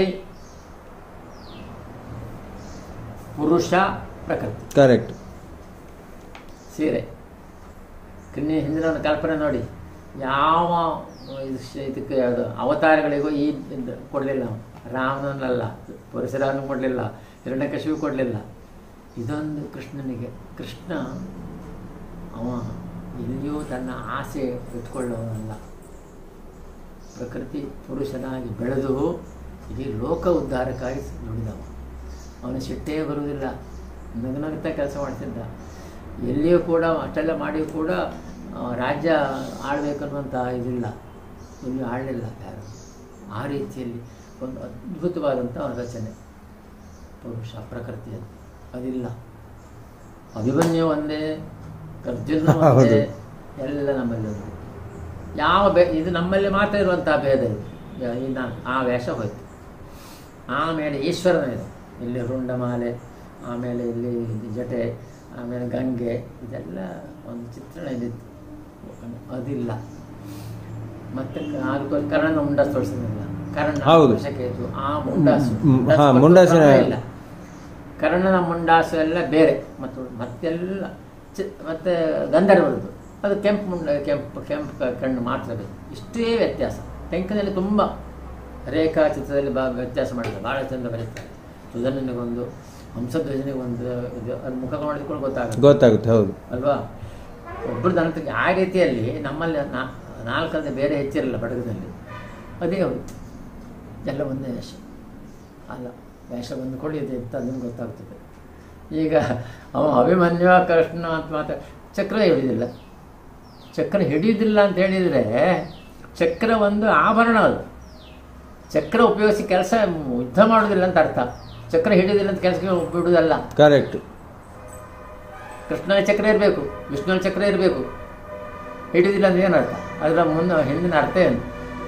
ಚಕ್ರ ಹಿಡಿದಕ್ಕೆ ಯುದ್ಧ ಮಾಡೋದಿಲ್ಲ ಅಂತ ಅರ್ಥ. ಮದುವೆ ಬಿಟ್ಕೊಂಡು ಚಕ್ರ ಹಿಡಿದಿಲ್ಲ ನಾವು. ಇದೆಲ್ಲ ಆಗಬಾರ್ದು. ಇದೆಲ್ಲ ಹೋಯಿತು. ತೆಂಕಿನ ಖುಷಿ ಆಯ್ತು ನನಗೆ. ಒಬ್ಬರು ತೆಂಕಿನಲ್ಲಿ ಕೇಳಿದರು, ಅಷ್ಟಲ್ಲಿ ಬೇರೆ ಬೇರೆ ರೇಖೆ ಉಂಟು ಅಂತ ಹೇಳ್ತಿರಲ್ಲ. ಹಂಸಧ್ವಜ ಒಂದು, ತಾಮ್ರದಿಂದ ಒಂದು, ಆಮೇಲೆ ತಾಮ್ರದಂದೆ ಯಾರು ಮಯೂರಧ್ವಜ ಅವರದ್ದೊಂದು, ಇಂದ್ರಜಿತ್ತಿಗೊಂದು, ಬೇರೆ ಬೇರೆ ಹೇಳ್ತಾರೆ. ಅದು ದೂರದಲ್ಲಿ ತೋರ್ತದ? ಒಬ್ಬರು ಕೇಳಿದ್ರು. ದೂರದಲ್ಲಿ ಎಷ್ಟು ಜನ ತೋರಿಸೋದೋ ಅಷ್ಟು ಜನರಿಗೆ. ಯಕ್ಷಗಾನ ಆಟ ಸುತ್ತಲೂ ಕೂತ್ಕೊಳ್ಳುವಂಥದ್ದು. ನಾಟಕವು ಮೊದಲು 800 ಜನಕ್ಕೆ ಬೇಕಾಗುವಂಥ ಇದು. 800 ಜನಕ್ಕೆ ಹೇಳುವಂಥ ಸ್ವರ ಇರಬೇಕು, 8 ಜನಕ್ಕೆ ಕೊಡುವಂಥ ವೇಷ ತೋರ್ತದೆ. ಈಗ ವಿಸ್ತಾರ ಆಗಿದೆ, ಎಂಟರ್ಟೈನ್ಮೆಂಟ್ ಆಯಿತು. ಆದರೆ ಈ ವೇಷ ಬರೆಯುವ ಇದ್ದಾನಲ್ಲ, ಅವ ಕೂತ್ಕೊಂಡು ಈ ವರ್ಷ ಮಯೂರಧ್ವಜನ ವೇಷ ನಂದು, ಅದಕ್ಕೆ ಏನು ರೇಖಾ, ನಾನು ಮಯೂರಧ್ವಜ ವೇಷ ಕಟ್ಟುವಾಗಿಂದ ಕಡೆಯವರೆಗೂ ಮಯೂರಧ್ವಜ ಅಂತ ಆಗ್ತದೆ. ಈಗಿನವರು ಮುಖ ಹೀಗೆ ಬರೆದ್ರು, ಇಲ್ಲ ಹಿಂಗೆ ಬರೆದ್ರು, ಇದು ಬರೆದ್ರು, ರಂಗಸ್ಥಳಕ್ಕೆ ಸುತ್ತಲೆಲ್ಲ ಬೀಡಿ ಅಂಗಡಿ, ನನಗಳ್ಳಿ ಅಂಗಡಿ, ಚಹಾದ ಅಂಗಡಿ ಸುತ್ತ ಬರ್ತಾಯಿದ್ರು, ಕಡೆ ಓಡ್ತಾರೆ. ಆವಾಗ ಉತ್ತಮ ಭಾಗವತ ಏನು ಮಾಡ್ತಾನೆ, ಹಿಂದೆ ನೋಡ್ತಾನೆ, ಒಂದು 5 ನಿಮಿಷ ಇವನು ಪಾತ್ರದ ಬಗ್ಗೆ ಯೋಚನೆ ಮಾಡೋದಿಲ್ಲಲ್ಲ, ಆವಾಗ ಹೇಳಿದ್ದು ಕೂತ್ರ ಇದು ಅಂಥೇಳಿ ತಾಳ ಹೇಳಿ ಅವನು ಪ್ರವೇಶ ಮಾಡಿದ್ದಾರೆ.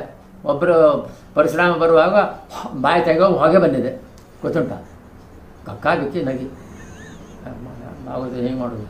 ಮತ್ತು ನಿಂಗೆಲ್ಲ 5 ನಿಮಿಷ ಇಲ್ಲಿ ಹಿಂದೆ ಕೂತ್ಕೊಂಡು ನಿಂತ್ಕೊಂಡು ಯೋಚನೆ ಮಾಡಬೇಡ, ಅಲ್ಲಿ ಬಿಡಿಸಿ ಅಂತ ಯಾಕಂದ್ರೆ ನೀನು ಇದೇ ಉಪ್ಪರು ಕೇಳಿದ್ದಾರೆ. ಅದ್ರ ಬಗ್ಗೆ ಯೋಚನೆ ಮಾಡಲಿಕ್ಕೆ ಈ ರೇಖೆ ಒಳ್ಳೆದಲ್ವ? ಹೌದು. ಈಗ ನೋಡಿ ಸರ್, ಯಕ್ಷಗಾನ ರಂಗಭೂಮಿ ಈ ಆಧುನಿಕತೆಯ ದಾಳಿಗೆ ಒಳಗಾಗಿ ಕೂಡ ಬಹಳಷ್ಟು ಈಗ ವ್ಯಾಪಕವಾದಂತಹ ಒಂದು ಏನು ಬೆಳವಣಿಗೆಯನ್ನು ಕಂಡಿದೆ. ಬೇರೆ ಬೇರೆ ಕಾರಣಗಳು ಇದೆ ಅದಕ್ಕೆ.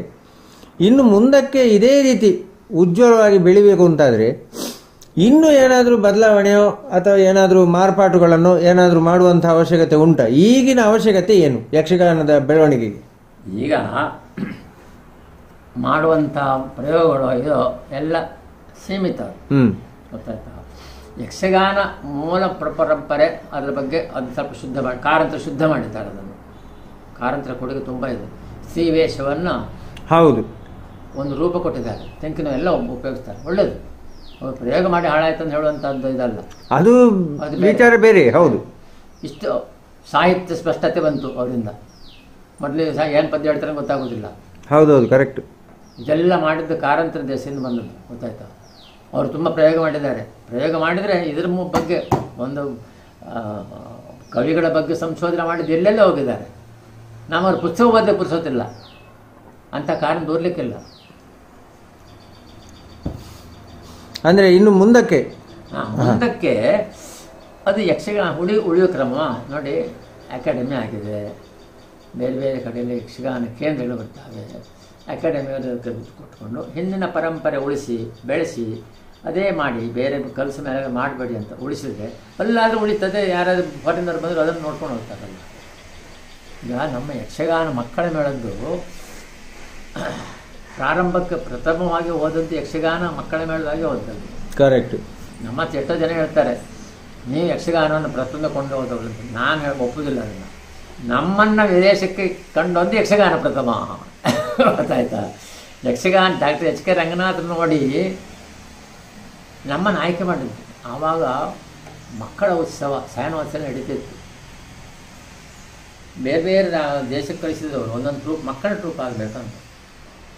ಡಾಕ್ಟರ್ ಎಚ್ ಕೆ ರಂಗನಾಥ್ ಭಾಳ ಗೊತ್ತಿರ್ಬೇಕು. ಹೌದು, ಅಂತ ಅವರು ಇಲ್ಲೆಲ್ಲ ಬಂದು ಕೇಳಿ ಎಲ್ಲ ಮಾಡಿ ಸಾಕು. ನಮ್ಮದು ಆವಾಗ ಬೆಂಗಳೂರಿಗೆ ಆಟಕ್ಕೆ ಹೋಗಿದ್ದು, ಎಲ್ಲ ಕಡೆ ಹೋಗಿದ್ದಂತೆ ಅವ್ರ ಕಡೆ ಹೇಳೋರು. ಎಲ್ಲಿಗೆ ತ್ರಿಪುರ, ಮಣಿಪುರ, ಪಂಜಾಬ್ ಎಲ್ಲ ಕಡೆ ಎಲ್ಲ ಒಂದೇ ರೀತಿ ಜಾನಪದವಾಗಿ ಕಾಣ್ತಿದೆ, ಎಲ್ಲ ಒಂದೇ ರೀತಿ ಭರತನಾಟ್ಯ ನಾಟಕವಾಗಿ ಕಾಣ್ತಿದೆ. ಇದು ಹೊಸತನ ಎಲ್ಲಿ ಕಾಣ್ತದೆ? ಕಡೆ ಯಾರು ಹೇಳಿದಂತೆ, ಈಗ ಕಾಣುತ್ತೆ ಯಾರಿಗೂ ಗೊತ್ತಿಲ್ಲ. ಮಕ್ಕಳ ಮೇಳ ಅಂದ್ಕೊಂಡು ಅದನ್ನು ನೋಡಿ ಅಂತ ನಮಗೆ ಗೊತ್ತಿಲ್ಲ. 3ನೇ ವರ್ಷ 78ನೇ ಇಸ್ವಿಯಲ್ಲಿ ನಾವು ಹೋದ್ದು, 75ನೇ ಇಸ್ವಿಯಲ್ಲಿ ಹುಟ್ಟಿದ್ದು. 3ನೇ ವರ್ಷ ನಾವು ಅಲ್ಲಿಗೆ ಹೋಗಿದ್ದೇವೆ. 3ನೇ ವರ್ಷ ಪ್ರತಿ ವರ್ಷ ಹೋಗ್ತಿದ್ದೆ. 3ನೇ ವರ್ಷ ಅಲ್ಲಿ ಕೆನರಾ ಬ್ಯಾಂಕ್ SR ಪ್ರಭುಗಳ ಆಟ, ಕೃಷ್ಣಾರ್ಜುನ ಕಾಳಗ, ಅದು ಮಾಡಿ ಭಾಳ ಸಕ್ಸಸ್ ಆಯಿತು, ಭಾಳ ಚೆಂದ ಆಯಿತು. ಒಳ್ಳೆ ಸಣ್ಣ ಆಡಿಟೋರಿಯಂ ನಾವು ಮಕ್ಕಳಿಗೆ ಬೇಕಂತ. ಮಾರನೇ ದಿವಸ ನಾವು ಹೋಟ್ಲಲ್ಲಿದ್ದಲ್ಲಿ ಒಂದು ಜನ ಬಂತು, ನನಗೆ ಫೋನ್ ಬಂತು, ಎಲ್ಲಿದ್ದಿದ್ದೆ, ಯಾರು ಗೊತ್ತಾ? ನೀವು ಯಾರು? ನಾನು ಎಚ್ ಕೆ ರಂಗನಾಥ್. ನಮ್ಮಲ್ಲಿ ಬರಲಿಕ್ಕೆ ಆಗ್ತದ? ಇಲ್ಲಿ ಸಭೆಗೆ ಏನಿರೋದಿಲ್ಲ. ನಾವು ಪರಿಚಯ ಮಾಡಿಕೊಡ್ತೀವಿ. ನಿಮ್ಮ ಆಟಕ್ಕೆ ಬಂದಿದೆಯಾ? ಜಿಗಲು ಹರಿಯುತ್ತೆ. ಅವರು ಪ್ರಕಾಂಡಕೊಂಡಿದ್ರು. ಅವರು ಡ್ಯಾನ್ಸು, ಡ್ರಾಮಾ ಎಲ್ಲದರಲ್ಲಿ ಮೌನ ಇತ್ತು. ಈಗ ನೀವು ವಿದೇಶಕ್ಕೆ ಕರ್ಕೊಂಡು ಹೋದ ಬರ್ತೀರ ಕಡೆ ಆರ್ಟ್ ಫೈಲ್ ಒಂದು ಆಗಲ್ಲ ನಮಗೆ. ಆ ದೇಶ 78ನೇ ಇಸ್ವಿಯಲ್ಲಿ ವಿದೇಶ ಬಿಟ್ಟು ನಾವು ಮಂಗಳೂರಿಗೆ ಹೋಗಿದ್ದವರೆಲ್ಲ ಬೆಂಗಳೂರು. ಹೌದು, ಕರೆಕ್ಟ್. ಯಾಕೆ ಸರ್ ಹೀಗೆಲ್ಲ ಉಂಟು ಎಲ್ಲ ಕಡೆ ಹುಡುಕಿ ನಮಗೇನು ಕಾಣ್ತದೆ? ನಿಮ್ಮ ಈ ಕಾಸ್ಟ್ಯೂಮ್ಸು, ಈ ಚಂಡೆ ಕಾಸ್ಟ್ಯೂಮ್ಸು ಮತ್ತು ಚಂಡೆ ಮತ್ತು ನಿಮ್ಮ ಚೌಕಟ್ಟು, ಮಕ್ಕಳ ಅಭಿನಯ ಎಲ್ಲವನ್ನು ನೋಡಿ ನನಗೆ ಇದು ಭಾಳ ಸಂತೋಷ ಆಯಿತು. ಬೇರೆ ಬೇರೆಯವರು ಕೂಡ ಹೇಳಿದ್ದಾರೆ, ನಾನು ಇದನ್ನು ಆಯ್ಕೆ ಮಾಡಿದ್ದೇನೆ. ನಾವೇನು ಮಾಡಿದ್ವಿ? ನೀವೇನು ಮಾಡೋದು ಬೇಡ, ಪಾಸ್ಪೋರ್ಟ್ ಎಲ್ಲ ಮಾಡ್ಕೊಂಡು ಮಾಡ್ಕೊಳ್ಳಿ, ಗೌರ್ಮೆಂಟಿಂದ ಬರ್ತೀವಿ. ಅಲ್ಲಿ ನಮ್ಮ ಆಯ್ಕೆ ಮಾಡಿದ್ರು ಡಾಕ್ಟರ್ ಎಚ್ ಕೆ ರಂಗನಾಥ್. ಯಕ್ಷಗಾನದಿಂದ ನಮ್ಮ ಆಯ್ಕೆ ಆದ್ದು. ಅದನ್ನು ಯಕ್ಷಗಾನ ನಮ್ಮನ್ನು ಕೊಂಡೊಂದು ಹೊರತು ನಾವು ಯಕ್ಷಗಾನ ಕೊಂಡೊಂದಲ್ಲ. ದಾಖಲೆಯಲ್ಲಿ ಯಕ್ಷಗಾನ ಕೊಂಡೊಂದು ಮಕ್ಕಳ ಮೇಳ ಅಂತ. ಅದಕ್ಕೆ ನಾವು ಯಕ್ಷಗಾನ ಕೃತಜ್ಞರಾಗಬೇಕೇ ಬೇಡ. ಶ್ರೀನಿವಾಸಪುರ ಇದ್ರು ಆವಾಗ.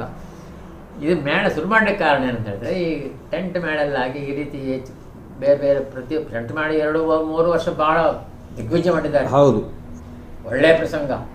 ವಿಶ್ವ ಚಿಟ್ಟಾಣಿಯವರು ಈಚೆ ಬದಿಯಲ್ಲಿ, ಆಚೆ ಬದಿಯಲ್ಲಿ ಮಾಪ್ಲಗಡೆಯರು, ಉಪ್ಪೋರು, ದಾಸಭಾಗವತರು, ಏನು 3-4 ವರ್ಷ ಮೆರೆದು 5-6 ವರ್ಷ ಅದ್ಭುತವಾಗಿ ಯಕ್ಷಗಾನೀಯವಾಗೇ ಬೆಳೀತು. ಕಡೆ ಒಂದೊಂದೇ ಶುರುವಾಯಿತು. ತೆಂಕಿನಲ್ಲಿ ಶುರುವಾಯಿತು, ಡ್ಯಾನ್ಸ್ ಶುರುವಾಯಿತು, ಜನರನ್ನು ಅಟ್ರಾಕ್ಟ್ ಮಾಡುವಂಥ ಶುರುವಾಯಿತು. ಇರಲಿ, ನಾನು ತಪ್ಪಂತ ಹೇಳೋದಿಲ್ಲ, ಇದು ಮಾಡೋದಿಲ್ಲ. ಅಂತೂ ಕಲಾವಿದರು ಒಳ್ಳೆಯದಾಗಿದೆ. ಅದನ್ನು ಯಾವುದು ಆರ್ಥಿಕವಾಗಿಯೂ ಕರೆಕ್ಟ್, ಇದಕ್ಕೆಲ್ಲ ಒಳ್ಳೆಯದಾದಂಥದ್ದು ಒಂದು ತುಂಬ ಒಳ್ಳೆಯದಾಗಿದೆ. ವಿಸ್ತಾರ ಆಗಿದೆ ಯಕ್ಷಗಾನ ಕ್ಷೇತ್ರ. ಅದು ಬಂದಿದ್ದ ನಮಗೆ ತಲೆ ವಿಷಯ. ಈ ಹರಾಡಿ ರಾಮತಿಟ್ಟು, ಮಠಪಾಡಿ ತಿಟ್ಟು ಅಂತ 2 ಉಂಟಲ್ಲ, ನಾವು ಬೆಳೆದನ್ನು ಅದು ಉಳಿತಾ ಹೋಗ್ತದಲ್ಲ, ಮಕ್ಕಳಿಗೆ ಎಂತ ಗೊತ್ತಾಗೋದಿಲ್ಲ ಇನ್ನು. ಆವಾಗ ನಾವು ಶಾಲೆ ಮಾಸ್ಟರ್ ಆಗಿದ್ದೇವೆ. ಎಂತ ಮಾಡೋದು ನೋಡ, ನಮ್ಮ ಮಕ್ಕಳೇ ಬೇಡ, ಒಂದೇ ಶಾಲೆ ಒಳ್ಳೆ ಮಕ್ಕಳು ಸಿಕ್ಕೋದಿಲ್ಲ, ಸ್ವಂತಿಕಿರೋ ಮಕ್ಕಳು ಬೇಕು. ನಾವು ತಾಳದ ಹೆಸರು ಹೇಳಿ ಕೊಡ್ಬೋದು, ತಾಳ ಅದರಲ್ಲೇ ಅವರಲ್ಲೇ ಬರಬೇಕು. ಕರೆಕ್ಟ್. ಲಯ ಅವರಲ್ಲೇ ಇರಬೇಕು. ನಾವು ಲಯ ಕಲಿಸ್ಲಿಕ್ಕೆ ಆಗೋದಿಲ್ಲ. ಕಲಾವಿದರಾಗಲಿಕ್ಕೆ ಅವರಿಗೆ ಸ್ಫೂರ್ತಿ ಬರಬೇಕು. ನಾವು ಹೀಗೆ ಒಂದು ನಡೆ ಉಂಟು ಅಂತ ಹೇಳ್ಬೋದು. ಅದನ್ನು ಬೇರೆ ಬೇರೆ ಶಾಲೆಯಲ್ಲಿ ಸೆಲೆಕ್ಟ್ ಮಾಡಿ ಪ್ರತಿ ಸ್ಕೂಲ್ ಡೇ ಹೋಗ್ತಿತ್ತು.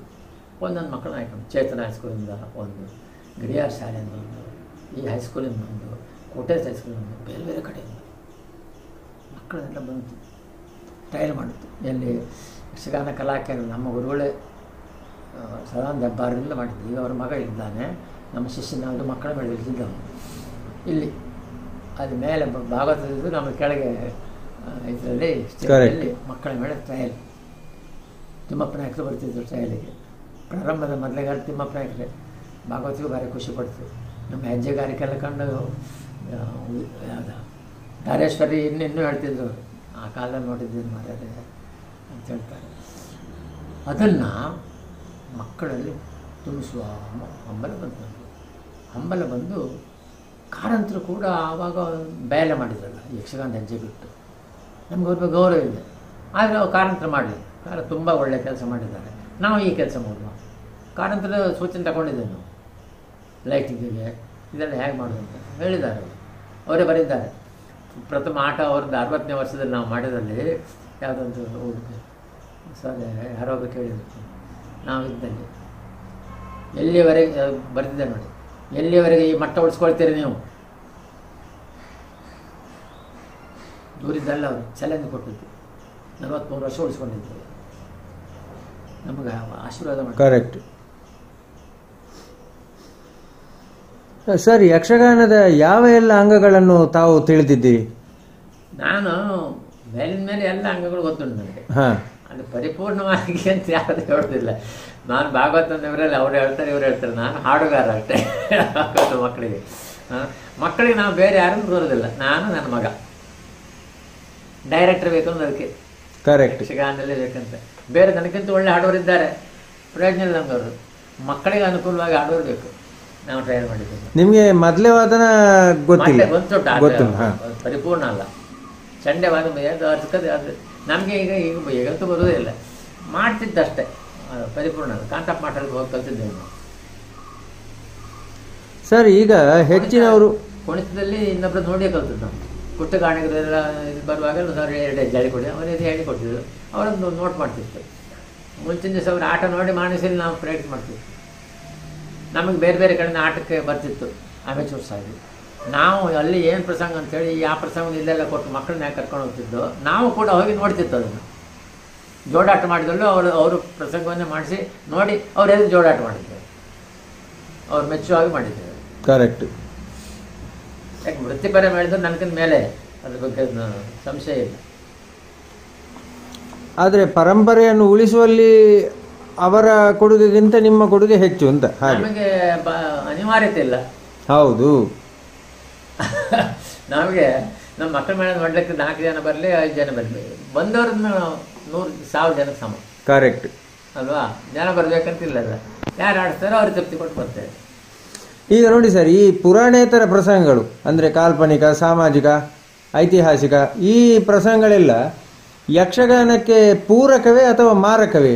ನೋಡಿ, ಕೆಲವೆಲ್ಲ ಹೊಸ ಪ್ರಸಂಗ ಹೇಳಿದ ಕೂಡಲೇ ರತ್ನಾವತಿ ಕಲ್ಯಾಣ ಹೊಸ ಪ್ರಸಂಗ, ಯಕ್ಷಗಾನವಾಗಿದೆ ಅಲ್ವಾ? ದ್ರೌಪದಿ ಪ್ರತಾಪ ಪ್ರಸಂಗ ಹೊಸ್ತು, ಅದು ಪುರಾಣ. ನಾವು ಯಕ್ಷಗಾನದಲ್ಲಿ ಅಮಾನವರಾದಂಥ ಅಮಾನವೀಯ ವ್ಯಕ್ತಿಗಳನ್ನು ನೋಡ್ಲಿಕ್ಕೆ ಬಯಸ್ತೇ ಬರ್ತಾರೆ. ಈಗ ಗಾಂಧಿ ವಿಜಯ ಮಾಡ್ಬೋದು. ಗಾಂಧಿನ ಹೇಗೆ ಕಿರೀಟ ಕೊಡ್ತೀರ, ಅವನಿಗೆ ಮುಂಡಸ್ ಕೊಡ್ತೀರಾ? ಅದು ನಮ್ಗೆ ಕಾಣ್ತದೆ ಗಾಂಧಿ ಅಂತೇಳಿ. ನಾವು ಕಾಣದಿದ್ದಂಥ ವ್ಯಕ್ತಿಗಳ ಒಂದು ಇದನ್ನು ದೇವೇಂದ್ರ ಅಂದ್ಕೊಂಡು ನಮ್ಗೆ ಈ ಕಿರೀಟದ ಹೆಸರೇ ನೆನಪಾಗ್ತದೆ ಅಲ್ವಾ? ಕರೆಕ್ಟ್, ಹೌದು. ಅಂದ್ಕೊಳ್ಳೋ ಕೃಷ್ಣಂದೇ ನೆನಪಾಗ್ತದೆ ನಮಗೆ. ಯಾವ ವಿಷ್ಣುವಿಗೆ ಗೊತ್ತಾಗ್ತದೆ, ಇನ್ನೊಬ್ಬರು ಚಿತ್ರಗಿರಿ ಯಾಕೆ ಗೊತ್ತಿಲ್ಲ, ನಮ್ಗೆ ಬರುವಂಥದ್ದು ಕೃಷ್ಣ ಅಲ್ವಾ? ಆ ರೀತಿಯ ಕಲ್ಪನೆ ಬರುವಂಥ ಪ್ರಸಂಗಗಳಿದ್ರೆ ಹೊರತಾಗಿ ಮತ್ತು ಚಾರಿತ್ರಿಕ ಇದೆಲ್ಲ ನಾವು ನಾಟಕದಿದೆ ಮಕ್ಕಳಿಗೆ ಒಂದು ಇದು ಮಾಡಿದ್ದೇವೆ ನಾವು. ಹಾಸ್ಯದ ಮಾಡಿದ್ದೇವೆ, ಇದೆಲ್ಲ ಮಾಡಿದ್ದೇವೆ. ರಾಮಚಂದ್ರ ಬಂದಿದ್ದಾರೆ ಎಲ್ಲ ಒಂದೆರಡು ದಿವಸ, ಅದು ಯಕ್ಷಗಾನವಾಗಿ ಕಾಣೋದಿಲ್ಲ. ಕರೆಕ್ಟ್.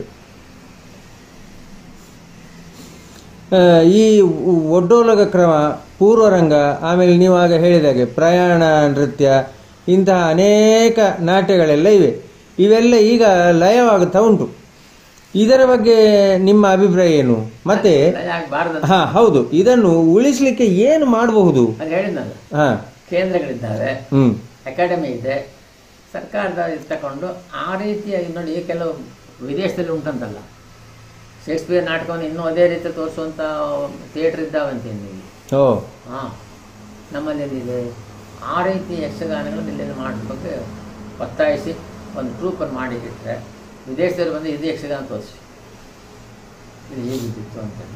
ಬೇಡ, ಪ್ರದರ್ಶನಕ್ಕೆ ಬೇಡ ನೋಡಿ ಅಲ್ವಾ? ಆ ರೀತಿ ಉಳಿಸ್ಲಿಕ್ಕೆ ಆಗ್ತದೆ. ಮಕ್ಕಳು ನೋಡ್ತಾ ಇದ್ದೆ, ಹೀಗೊಂದು ಉಂಟು ಕಡೆ ಅವರಿಗೆ ಗೊತ್ತಾಗ್ತದೆ ಬದಲಾವಣೆ ಅಂತ ಹೆಚ್ಚಾಯಿತು, ಇದೇ ಆಗ್ಬೋದು ಅಂತ. ತಾನೇ ಅದು ಆಗ್ತದೆ ಅಂತ ಹೊರತು ನಾವು ಮತ್ತೇನು ಪ್ರಯತ್ನ ಮಾಡಲಿಕ್ಕಿಲ್ಲ.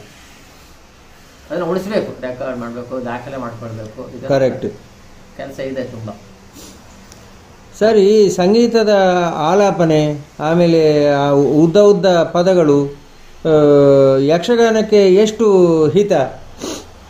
ನೋಡಿ, ಯಕ್ಷಗಾನ ಅನ್ನುವಂಥದ್ದು ಏಕ ವ್ಯಕ್ತಿಯ ಪ್ರದರ್ಶನ ಅಲ್ಲ. ಕರೆಕ್ಟ್, ಅದು ಸಮೂಹ ಪ್ರದರ್ಶನ ಅಲ್ವಾ? ಹೌದು. ನಿಮ್ಮ ಭಾಗವತಿಗೆ ಹೊಂದಿಕೊಂಡು ಅಲ್ಲಿ ಎಲ್ಲ ಚಟುವಟಿಕೆ, ಕರೆಕ್ಟ್, ರಂಗ ಚಟುವಟಿಕೆ ಆಗ್ತದೆ. ಅದಕ್ಕೆ ಪೂರಕವಾಗಿರಬೇಕು ಹೊರತಾಗಿ ನೀವು ನಿಮ್ಮಷ್ಟು ಸಂಗೀತದವರಿಗೆ ಏನಿಲ್ಲ, ಯಾರು ಇರುವುದಿಲ್ಲ, ಅವರು ಆಲಾಪನೆ ಎಷ್ಟು ಬೇಕಾದ್ರೂ ಮಾಡಬೇಕು. ಆಮೇಲೆ ಇತ್ತೀಚೆಗೆ ಇನ್ನೊಂದು ಶುರುವಾಗಿದೆ, ಈ ಶಾಸ್ತ್ರೀಯ ಸಂಗೀತದ ಹಾಗೆ. ಅವರಲ್ಲಿ ಒಂದು ಉಂಟು ನೋಡಿ, ಈ ಪದ್ಯ ಕೊನೆ ಆಗುವುದಕ್ಕಿಂತ ಮುಂಚೆ ಮೊದಲೇ ಮತ್ತೆ ಘಟಮ್ನವರಿಗೆ ಬಿಟ್ಟು ಬಿಡ್ತಾರೆ. ಒಂದಷ್ಟು ಹೊತ್ತು ಅವರು ಒಂದು 20 ನಿಮಿಷ ಬಾರಿಸಿಕೊಂಡಿರ್ತಾರೆ. ಕೊನೆಗೆ ಮತ್ತೆ ಪುನಃ ಪಲ್ಲವಿ ಹಾಡಿ ಮುಗಿಸುವಂಥದ್ದು. ಅದೇ ರೀತಿ ಯಕ್ಷಗಾನದಲ್ಲಿ ಕೆಲವೊಂದು ಕಡೆ ಶುರುವಾಗಿದೆ. ಅದನ್ನು ಹೆಚ್ಚು ಮಾಡೋದಿಲ್ಲ, ಅದು ನಾವೆಲ್ಲ ಜೋಡಾಟಲ್ಲ ಮಾಡಿಸಿದ್ದೇವೆ, ರಂಗಿಗೆ ಅಷ್ಟೇ. ಅದಲ್ಲ, ಮದ್ರೆಗಾರಿಕೆಯೋ ಚಂಡೆಗಾರಿಕೆಯೋ ಪೂರಕವಾಗಿರಬೇಕು. ಮುಮ್ಮೇಳದವರಿಗೆ ಕೂಡ ಅಲ್ಲಿ ರಂಗದಲ್ಲಿ ಏನು ಮಾಡ್ತಾರೆ, ಅವ್ರು ಎಷ್ಟು ಮಾಡ್ಬೋದು ನೋಡು. ಈಗ ಒಬ್ಬ 4 ವೇಷಗಳು ರಂಗಸ್ಥಲ್ಲಿ ಇರ್ತಾರೆ. ಕೌರವ ಮಾಡ್ಕೊಂಡವನು ಎಂಥ ಪದ್ಯ ಅದು, ಕೃಷ್ಣ ಕೊಡಲ ಕಪಟ ನಾಟಕ. ಇದು ಧರ್ಮರಾಯ ಇರ್ತಾನೆ, ಅರ್ಜುನ ಇರ್ತಾನೆ, ಎಲ್ಲ ನಿಂತ್ಕೊಂಡಿರ್ತಾರೆ. ಹೀಗೆ 3-4 ಗಂಟೆ ಆ ಪದ್ಯವನ್ನು ತಿರುಗುತ್ತಾ ಇದ್ರೆ ಕೃಷ್ಣ ಚಪ್ಪಾಳೆ ಬರ್ತದೆ. ಆ ಕಲಾವಿದ ಏನು ಮಾಡೋದು? ಎಷ್ಟೋ ಹೊತ್ತು ಸ್ಪಂದಿಸ್ಲಿಕ್ಕೆ ಸಾಧ್ಯ ಆಗ್ತದೆ. ಕರೆಕ್ಟ್ ಅಲ್ವಾ? ಕಲಾವಿದನ ನೋಡ್ಕೊಳ್ಬೇಕು. ಕವಿಯೇ ಬರೆದಾನ, ರಾಘವ ನಂಬ್ಯಾರು ಹೇಳ್ತಾ ಇದ್ರು, ಕೃಷ್ಣ ಇದಿಡ್ಕೊಂಡು ಭೀಷ್ಮನ ಕಡಿತೇನೆ ಹೋಗ್ತಾನೆ. ಹೀಗೆ ಭೀಷ್ಮ ಪರ್ವದಲ್ಲಿ ನನ್ನ ಮೊಸರೊಡಿದ್ದೆಲ್ಲ ನನ್ನ ಕಡಿತೇನೆ ಅಂತ. ಆವಾಗ ಎಷ್ಟೊತ್ತಾಗಿ ಹಿಡ್ಕೊಳ್ಳೋದು? 4-6 ಪದ್ಯ ಉಂಟು ಭೀಷ್ಮನಿಗೆ, ಅದಷ್ಟೊಳಗೆ ಹಿಂಗೆ ಹಿಡ್ಕಾಗ ಸಾಧ್ಯ ಉಂಟು. ಕವಿಯೇ ಬರೆದಿದ್ದಾನೆ ಅವನ ಹತ್ರ, ಮೃದು ಕರವ ಪಿಡಿದು ಅಂತ ಕೆಳಗೆ ಮಾಡಲಿಕ್ಕೆ. ಅದನ್ನ ಬರೆದಿಲ್ಲ. ಅದನ್ನ ಎಷ್ಟು ಜನ ಭಾಗವತರು, ಎಷ್ಟು ಜನ ಭೀಷ್ಮ ಹಾಕೊಂಡು ಮಾಡ್ತಾರೆ. ಕರೆಕ್ಟ್, ಕೆಳಗಿರ್ಲಿಕ್ಕೆ ಅಲ್ಲ.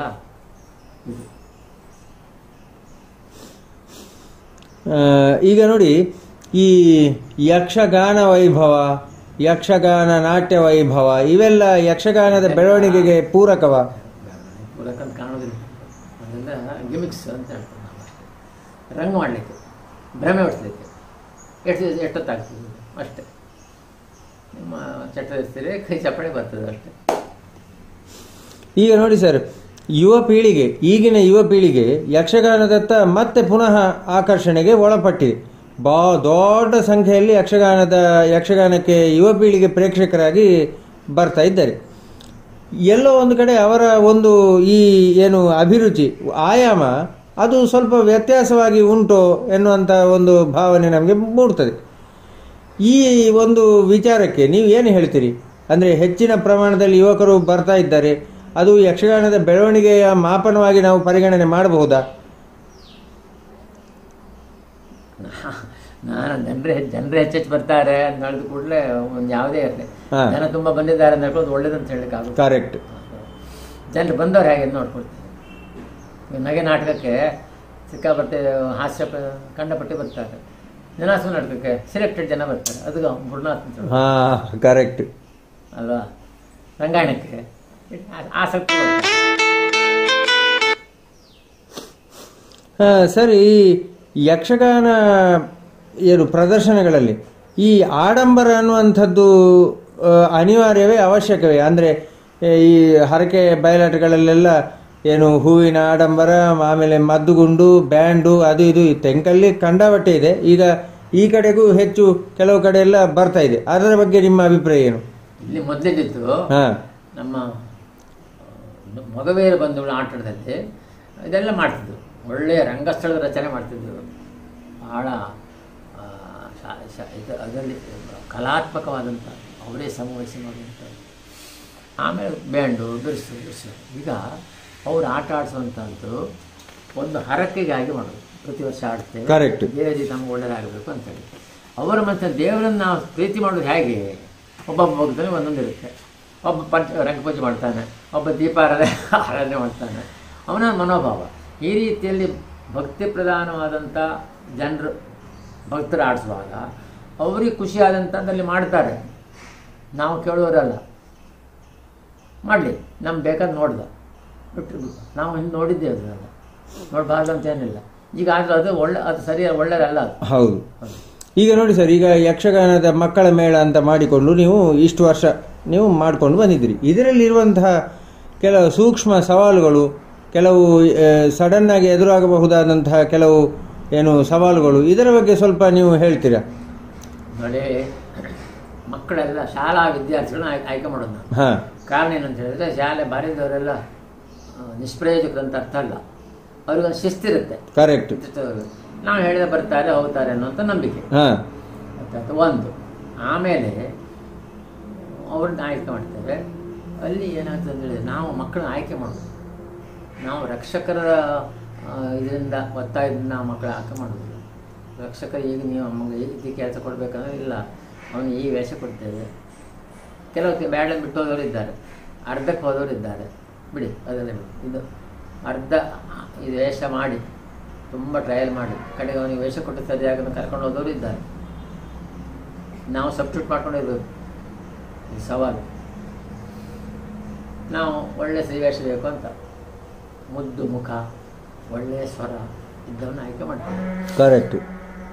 ಈ ಮಕ್ಕಳ ಪ್ರಾಯವಾಗಿರ್ತದಲ್ಲ, ಕರೆಕ್ಟ್, ಸ್ವರ ಬಿಡ್ತದೆ.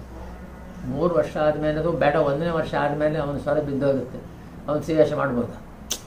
ಅವ ಬಹುದೊಡ್ಡ ಗಾತ್ರ ಇಷ್ಟು ಆಗಿರ್ತಾನೆ, ಅವನು ಶೂರ್ಪನಖೆ ಮಾಡ್ಬೋದು, ಸುಭದ್ರೆ ಮಾಡಲಿಕ್ಕೆ. ಕರೆಕ್ಟ್. ಅನಿವಾರ್ಯ ಬದಲಾವಣೆ ಮಾಡಬೇಕು. ಇದೊಂದು ವ್ಯತ್ಯಾಸ. ಮತ್ತು ಮಕ್ಕಳನ್ನು ನೋಡಿ ದೂರ ಕರ್ಕೊಂಡು ಹೋಗೋದು. ಈ ವಾಹನ ಗಲಾಟೆಗೆ ಎಲ್ಲಿ ಚೈನಾ ಅಂತ ಈ ಟೆನ್ಷನ್ ಬರುವವರೆಗೆ ಅವರಿಗೆ ಆರೋಗ್ಯ ಕೆಟ್ಟೋಗ್ತದೆ. ನಾವು ಬೊಂಬೈ ಅಂತೆಲ್ಲ ಕಡೆ ಹೋದರೆ ಇಲ್ಲಿಂದೆಲ್ಲ ಫಾರಿನ್ಗೆ ಹೋಗುವಾಗ ಒಂದು ಬಾಳೆಹಣ್ಣು ತಗೊಂಡೋಗಿ ಇಲ್ಲಿ ಬೇರೆ ಹೋಗುವಾಗ ಒಂದು ಸಿಗ್ತದೆ. ಇಲ್ಲಿ ಅದಕ್ಕೆ ಇದಕ್ಕಿಂತ ಒಳ್ಳೆ ಸಿಕ್ಕಿತ್ತು ಮಾಡಿ ಜಾಗ್ರತೆ. ದಿವಸಕ್ಕೊಂದು ಬಾಳೆಹಣ್ಣು, ಹಾಲು, ಬೆಣ್ಣೆ, ತುಪ್ಪ ಇದನ್ನೆಲ್ಲ ಹಾಕಿ ಸಾಕಬೇಕಾಗ್ತದೆ. ಆರೋಗ್ಯ ಕೆಡ್ತದೆ. ಹೋಟ್ಲಲ್ಲಿ ನಾವು ನೋಡ್ತಾ ಇರಬೇಕು, ಇಡ್ಲಿ ಇಂಥದ್ದು ನಾವು ಕೊಡಿಸ್ಬೇಕು ಅಂತ ಅವ್ರ ಖಾರ ಸಿಗ್ತದೆ. ಬಾಯಿ ಪಕ್ಕ. ಕರೆಕ್ಟ್. ಇದ್ರ ಬಗ್ಗೆ ಜಾಗ್ರತೆ ಮಾಡಬೇಕಾ? ವೇಷಕ್ಕೆ ಹಾಸ್ಕೊಂಡು ಹೋದವ್ರ ಮಕ್ಕಳಲ್ಲಿ ಕೆಲವು ಬಾರಿ ಕೂಡಲೇ ಜ್ವರ ಬಂದಿರುತ್ತೆ. ಏನು ಮಾಡ್ತೀವಿ, ಅದಕ್ಕೆ ಸಬ್ಸ್ಟಿಟ್ಯೂಟ್ ಮಕ್ಕಳು ತಯಾರು ಮಾಡ್ಕೊಂಡು ಈಗಿದ್ದೆಲ್ಲ ತುಂಬ ಮತ್ತು ಮಕ್ಕಳಿಗೆ ಹೊರೆ ಕಲಿಸುವ ಹಿಂದಿನ ಪಾಠ ಇಂಥ ಸಮಯಕ್ಕೆ ರಜೆ, ಇಂಥ ಸಮಯಕ್ಕೆ ಪರೀಕ್ಷೆ ಅಂತ ಇದ್ದಿತ್ತು. ಈಗ ಯಾವಾಗ ಪರೀಕ್ಷೆ ಮಾಡ್ತಾರೆ, ನಾವು ಆಟ ಆಡಿಸ್ಬೇಕು ಹೋಗಬೇಕಾದ್ರೆ ಮಕ್ಕಳನ್ನ ಪರೀಕ್ಷೆ ಕೇಳ್ಕೊಳ್ಳಿ, ನೀವು ಪುರ್ಸೋತುಂಟ ಶಾಲೆ ಮಾಟದ ಕೇಳಬೇಕು, ಮಾರಾಟ ಇದೆ ಇಲ್ಲ ಅವರಿಗೆ ಪರೀಕ್ಷೆ ಉಂಟು, ಇಲ್ಲ ಸ್ಕೂಲ್ ಡೇ ಉಂಟು, ಇದೆಲ್ಲ ಇಂಥ ತುಂಬ ಇದೆ. ಈಗ ನೋಡಿ, ನೀವು ಇಷ್ಟು ವರ್ಷ 43-45 ವರ್ಷದಿಂದ ಮಕ್ಕಳ ಮೇಳ ನಡೆಸ್ತಾ ಇದ್ದೀರಿ. ಈಗ ಅಷ್ಟು ವರ್ಷ ಆಯಿತು ಅಂತಂದರೆ ಕೆಲವರೆಲ್ಲ ಈಗ ನಡುವಯಸ್ಸಿನಾಗೆ ಬಂದಿರಬಹುದು. ಅವರೆಲ್ಲರೂ ಕೂಡ ಯಕ್ಷಗಾನವನ್ನು ಮುಂದುವರಿಸ್ತಾ ಬಂದಿದ್ದಾರಾ ಅಥವಾ ನಿಲ್ಲಿಸಿದ್ದಾರಾ, ಹೇಗೆ ಅದು? ಯಕ್ಷಗಾನ ಮೇಳಕ್ಕೆ ಹೋದಾಗ ಯಾರು ಇಲ್ಲ, ಒಬ್ಬ ಇದ್ದಾನೆ ಮೇಳಕ್ಕೆ ಹೋಗಿ ಬದಲಾವಣೆ ಆಗಿದ್ದಾನೆ ಒಬ್ಬ, ಅದು ಬೇಡ ಹೌದು ಅವರಷ್ಟಕ್ಕೆ. ಆಮೇಲೆ ಮತ್ತೆ ಕೆಲವರಿಗೆ ಒಂದು ಸಮಸ್ಯೆ ಹೇಳಿದ್ರಲ್ಲ, ಈ ಮೊದಲು ಇದು ಕಟ್ತಿತ್ತಲ್ಲ ನಾವು, ಕರೆಕ್ಟ್, ಒಂದು ರಂಗಸ್ಥಳ ಬರೋ ವಾಂತಿ ಆಗ್ತದೆ. ಹೌದು, ಕರೆಕ್ಟ್. ಅದಕ್ಕೇನು ಮಾಡ್ತೀವಿ, ಎಷ್ಟೋ ಬಾರಿ ಬೇರೆ ಎಲ್ಲಿ ವಾಳ ಕಟ್ಟಿ ಅದಕ್ಕೆ ಸಿಯಾಳ ನೀರು, ಲಿಂಬೆಹಣ್ಣು ನೀರು ಇದರ ತಯಾರು ಮಾಡಿ ಬಿಡಬೇಕು. ಇದೆಲ್ಲ ಗೊತ್ತಾಯ್ತು, ಅದೊಂದು ಆಯ್ತಲ್ಲ. ಮತ್ತೆ ಎಲ್ಲಿ ಈಗ ನಾನು ಅದೇ ಯಾರೆಲ್ಲ ಈಗಲೂ ಅಲ್ಲಿ ಇದ್ದಾರೆ. ನಮ್ಮ ಮಗ ಪರಿಪೂರ್ಣ ಯಕ್ಷಗಾನದಲ್ಲಿ ಹೇಳ್ತಾ ಅಂತ ಕೆಲವರು ಹೇಳ್ತಾರೆ, ಅದನ್ನ ಖಂಡಿತ ನಾವು ಈಗ ನಾವು ವಿಕಾರಕ್ಕೆ ಹೋಗಲಿಲ್ಲ, ಅದೇ ಟೈಪಲ್ಲಿ ಇಟ್ಕೊಂಡಿದ್ದಾನೆ. ಅವ ಹಿಂದೆ ನೋಡಲಿಲ್ಲ, ನಮ್ಮಿಂದೆ ಕಲ್ತಿದ್ದಾನೆ, ಅದನ್ನು ಉಳಿಸ್ಕೊಂಡದ್ದು ನಮ್ಮ ಪುಣ್ಯ. ಮತ್ತು ಮನೋಜ್ ಭಟ್ ಅಂತ ಒಬ್ಬಿದ್ದ ಅಲ್ಲಿ ಬೆಂಗಳೂರು, ಮೈಸೂರಲ್ಲಿದ್ದಾರೆ, ಕರೆಕ್ಟ್. ಯಕ್ಷಗಾನದಲ್ಲಿ ನೋಡಿ, ಅದು ನಮ್ಮ ಸ್ತ್ರೀ ವೇಷ ಮಾಡ್ತಾರೆ ಅವರು. ಹೌದು, ನೀವು ನೋಡಿದ್ದಾರಲ್ಲ? ನಾನು ನೋಡಿದ್ದೇನೆ, ಅವರ ವೇಷ ನೋಡಿದ್ದೇನೆ. ಅಲ್ಲೇ ಭಾಗವತದ ಹೇಳಿದಂತೆ ಮಣಿ ಎಲ್ಲಿ ಕಲ್ತದ್ದು ಅಂತೇಳಿ ಬಿಡ್ಬೇಡ ಇದನ್ನು ಅಂತ ಹೇಳಿದ್ರಂತೆ, ಅದು ಧಾರೇಶ್ವರ ಅವ್ರು ಹೇಳಿದಂಗೆ ಮಾಡ್ತಾನೆ ನಾವು. ಅವ ವಿಕಾರಕ್ಕೆ ಹೋಗಲ್ಲ. ಈಗ ಎಷ್ಟೋ ಜನರು ವೇಷ ಮಾಡ್ತಾರೆ, ಮೇಳಕ್ಕಾದ ಹೋಗೋರಿಲ್ಲ. ಆದರೆ ಮೇಳದ ಹೊರಗಿದ್ದು ಅದನ್ನು ಬೆಳೆಸಿ ಉಳಿಸಿದವರು ಇದ್ದಾರೆ. ಕೆಟ್ಟು ಜನ ಸಂಘ ಸಂಸ್ಥೆ ಮಾಡ್ಕೊಂಡಿದ್ದಾರೆ. ನಮ್ಮ ರಾಜಶೇಖರ ಬರಿದ್ರಲ್ಲ, ಕರೆಕ್ಟ್, ಹೌದು, ನಮ್ಮ ಶಿಷ್ಯರೇ ಅವರು, ನಮ್ಮ ಗುರುಗಳ ಮಗ. ಅವರಿಂದ ನಾನು ನಮ್ಮ ಜೀವನ ಶೈಲಿಯ ಬದಲಾವಣೆ ಆಗಿದೆ. ಇಷ್ಟು ಸದಾನಂದ ಹೆಬ್ಬಾರರು ಇದಿದೆ. ಅವ್ರ ಮಗ ಮತ್ತು ಚೆನ್ನಾಗಿ ನಡೆಸ್ತಾ ಇದ್ದಾನೆ ಅವ ರಾಜಶೇಖರ ಹೆಬ್ಬಾರ್. ಅವನು ಕೂಡ ಹಳೆಯ ಸಂಪ್ರದಾಯವನ್ನು ಒಳಗಿದ್ದವ. ಅವ ಪ್ರಥಮ ಭೀಮನ್ ಕೂಡ ಮಾಡಿದ್ದಾನೆ. ನಮ್ಮ ಮಕ್ಕಳ ಮೇಳದಲ್ಲಿ ತುಂಬ ಕಡೆ ಕರ್ಕೊಂಡು ಹೋಗಿದ್ದಾನೆ. ಅದೊಂದು ಸಂತೋಷ. ಇವರೆಲ್ಲ ಹಿಂದಿನ ಪರಂಪರೆ ಉಳಿಸ್ತಾರಲ್ಲ. ಈಗ ನೋಡಿ ಸರ್, ಹೆಣ್ಣು ಮಕ್ಕಳ ಯಕ್ಷಗಾನಗಳು ಯಕ್ಷಗಾನದಲ್ಲಿ ಈಗ ಹೆಚ್ಚಿಗೆ ಪ್ರಚಲಿತದಲ್ಲಿದೆ. ಇದರ ಬಗ್ಗೆ ನಿಮ್ಮ ಅಭಿಪ್ರಾಯ ಏನು ಸರ್? ಅಲ್ಲ, ಅವರಿಗೆ ಮಾಡಬಾರ್ದಂತ ಏನಿಲ್ಲ. ಅದು ಕೆಲವು ಪಾತ್ರಗಳು ಅವರ ಇದಕ್ಕೆ ಹಿಡಿಸೋದಿಲ್ಲ. ಈಗ ರಾವಣ ಕೆಲವರು ಮಾಡ್ತಾರೆ, ರಾವಣನ ಚೆನ್ನಾಗಿ ಮಾಡ್ತಾರೆ, ಮಾಡೋದಿಲ್ಲ ಅಂತಲ್ಲ, ಗೊತ್ತಾಯ್ತು. ಎಲ್ಲ ಅದು ಓದ್ಕೊಳ್ಳುವಂಥ ವಿಶೇಷವೇ. ಅದು ಅಕ್ಕಾಣಿ ಅಮ್ಮ ಮೊದಲು ಬೆಂಗಳೂರಲ್ಲಿ ಮಾಡಿದ್ದು, ಕರೆಕ್ಟ್. ಅದು ನಮ್ಮ ಅಪ್ಪನ ಸೊಸೆ ಅವರು, ಗೊತ್ತಾಯ್ತಾ. ಅದು ಭಾರಿ ಕಷ್ಟ. ನಾವು ಮಕ್ಕಳು ಮಾಡಿದ ಅಷ್ಟು ಕಷ್ಟ ಇಲ್ಲ. ಬೇರೆ ಬೇರೆ ಕಡೆ ಮಕ್ಕಳನ್ನ ಕರೆಸಿ ಅವಳು ಉಳಿಯುವಂಥದ್ದು, ಮೇಕಪ್ ಮಾಡಲಿಕ್ಕೆ ಬೇರೆ ಬೇರೆ ಚೌಕಿ ಮಾಡುವಂಥದ್ದು ಎಲ್ಲ ತುಂಬ ಪ್ರಾಬ್ಲಮ್ ಉಂಟು. ಮತ್ತು ಪ್ರತಿ ತಿಂಗಳಿಗೆ ಒಂದೊಂದು ಸಲ ಪ್ರಾಬ್ಲಮ್ ಬರುತ್ತೆ ಅವರಿಗೆ. ಆವಾಗ ವೇಷ ಮಾಡಲಿಕ್ಕಿಲ್ಲ ಅವರು, ದೇಹ ಇರುವುದಿಲ್ಲ. ಅಂಥ ಸಮಸ್ಯೆಗಳನ್ನೆಲ್ಲ ಮೀರಿ ಒಳ್ಳೇದು ಮಾಡ್ತಾರೆ ಅಂತ ನಾವು ಒಳ್ಳೇದು ಸ್ವೀಕಾರ ಮಾಡ್ಬೋದು, ಮಾಡಬಾರ್ದಂತೆಲ್ಲ. ಅಂದರೆ ಕಷ್ಟ ಆದರೂ ಕೂಡ ಇವರೆಲ್ಲ ಮಾಡಿದ್ದಾರೆ. ಈಗ ನೋಡಿ ಸರ್, ಈ ಹರಕೆ ಯಕ್ಷಗಾನಗಳು ಯಕ್ಷಗಾನದ ಅಭಿವೃದ್ಧಿಗೆ ಪೂರಕವೇ? ಅಂದರೆ ಆಟದ ಸಂಖ್ಯೆಯ ದೃಷ್ಟಿಯಲ್ಲಿ ಹೇಳುವುದಲ್ಲ ನಾನು, ಸ್ವಲ್ಪ ವಿಶಾಲವಾದಂತಹ ಅರ್ಥದಲ್ಲಿ. ಹಿಂದೆ ಮೇಳ ಉಳಿದದ್ದೇ ಹರಕೆ ಹೊತ್ತವರಿಂದ ಅಲ್ವಾ? ಹೌದು. ಈಗಲೂ ಕೂಡ ಮೇಳ ಉಳಿಯೋದು ಹರಕೆ ಹೊತ್ತವರಿಂದ, ಕಲೆ ಉಳಿತದೆಲ್ಲೂ ಗೊತ್ತಿಲ್ಲ ಅಷ್ಟೇ. ಈಗ ಭರವಸೆಯ ಕಲಾವಿದರು ಯಕ್ಷಗಾನ ವಲಯದಲ್ಲಿ ರೂಪುಗೊಳ್ತಾ ಇದ್ದಾರೆ. ಕೆಲವರಿದ್ದಾರೆ. ಆಮೇಲೆ ನೋಡಿ ಸರ್, ಈ ಕಾಲಮಿತಿ ಯಕ್ಷಗಾನದ ಬಗ್ಗೆ ತಮ್ಮ ಅಭಿಪ್ರಾಯ ಏನು? ನೋಡಿ, ನಮ್ಮ ಅಭಿಪ್ರಾಯ ಈಗ ಹರಕೆ ಆಟದವ್ರಿಗೆ ಹೇಳ್ತೇನೆ. ನಾನು ಹೇಳಿದ್ದೇನೆ, ಹರಕೆ ಆಡಿಸೋನಿಗೆ ಬೆಳಗರಿಗೆ ಆಗಬೇಕು, ನನ್ನ ಹರಕೆ ದೇವರ ಪ್ರೀತಿ ಆಗ್ತದೆ ಅಂತ ಹೇಳಿದ್ರೆ ನೀವು ಮಾಡಬೇಕು. ಕರೆಕ್ಟ್. ಬೇಡ ಇದ್ರೆ ತೃಪ್ತಿ ಪಡ್ತೇನೆ. ಕೆಲವರು ಹರಕೆ ದೇವಸ್ಥಾನದಲ್ಲಿ ಆಗಲಿ ಅಂತ ಅಲ್ಲಿ ಹೋಗಿ ವೀಳ್ಯ ಕೊಟ್ಕೊಂಡು ಮಲ್ಕೊಂಡಿರ್ತಾರೆ. ಅಂಥವ್ರಿದ್ರೆ ಮಾಡಿ, ಗೊತ್ತಾಯ್ತಾ.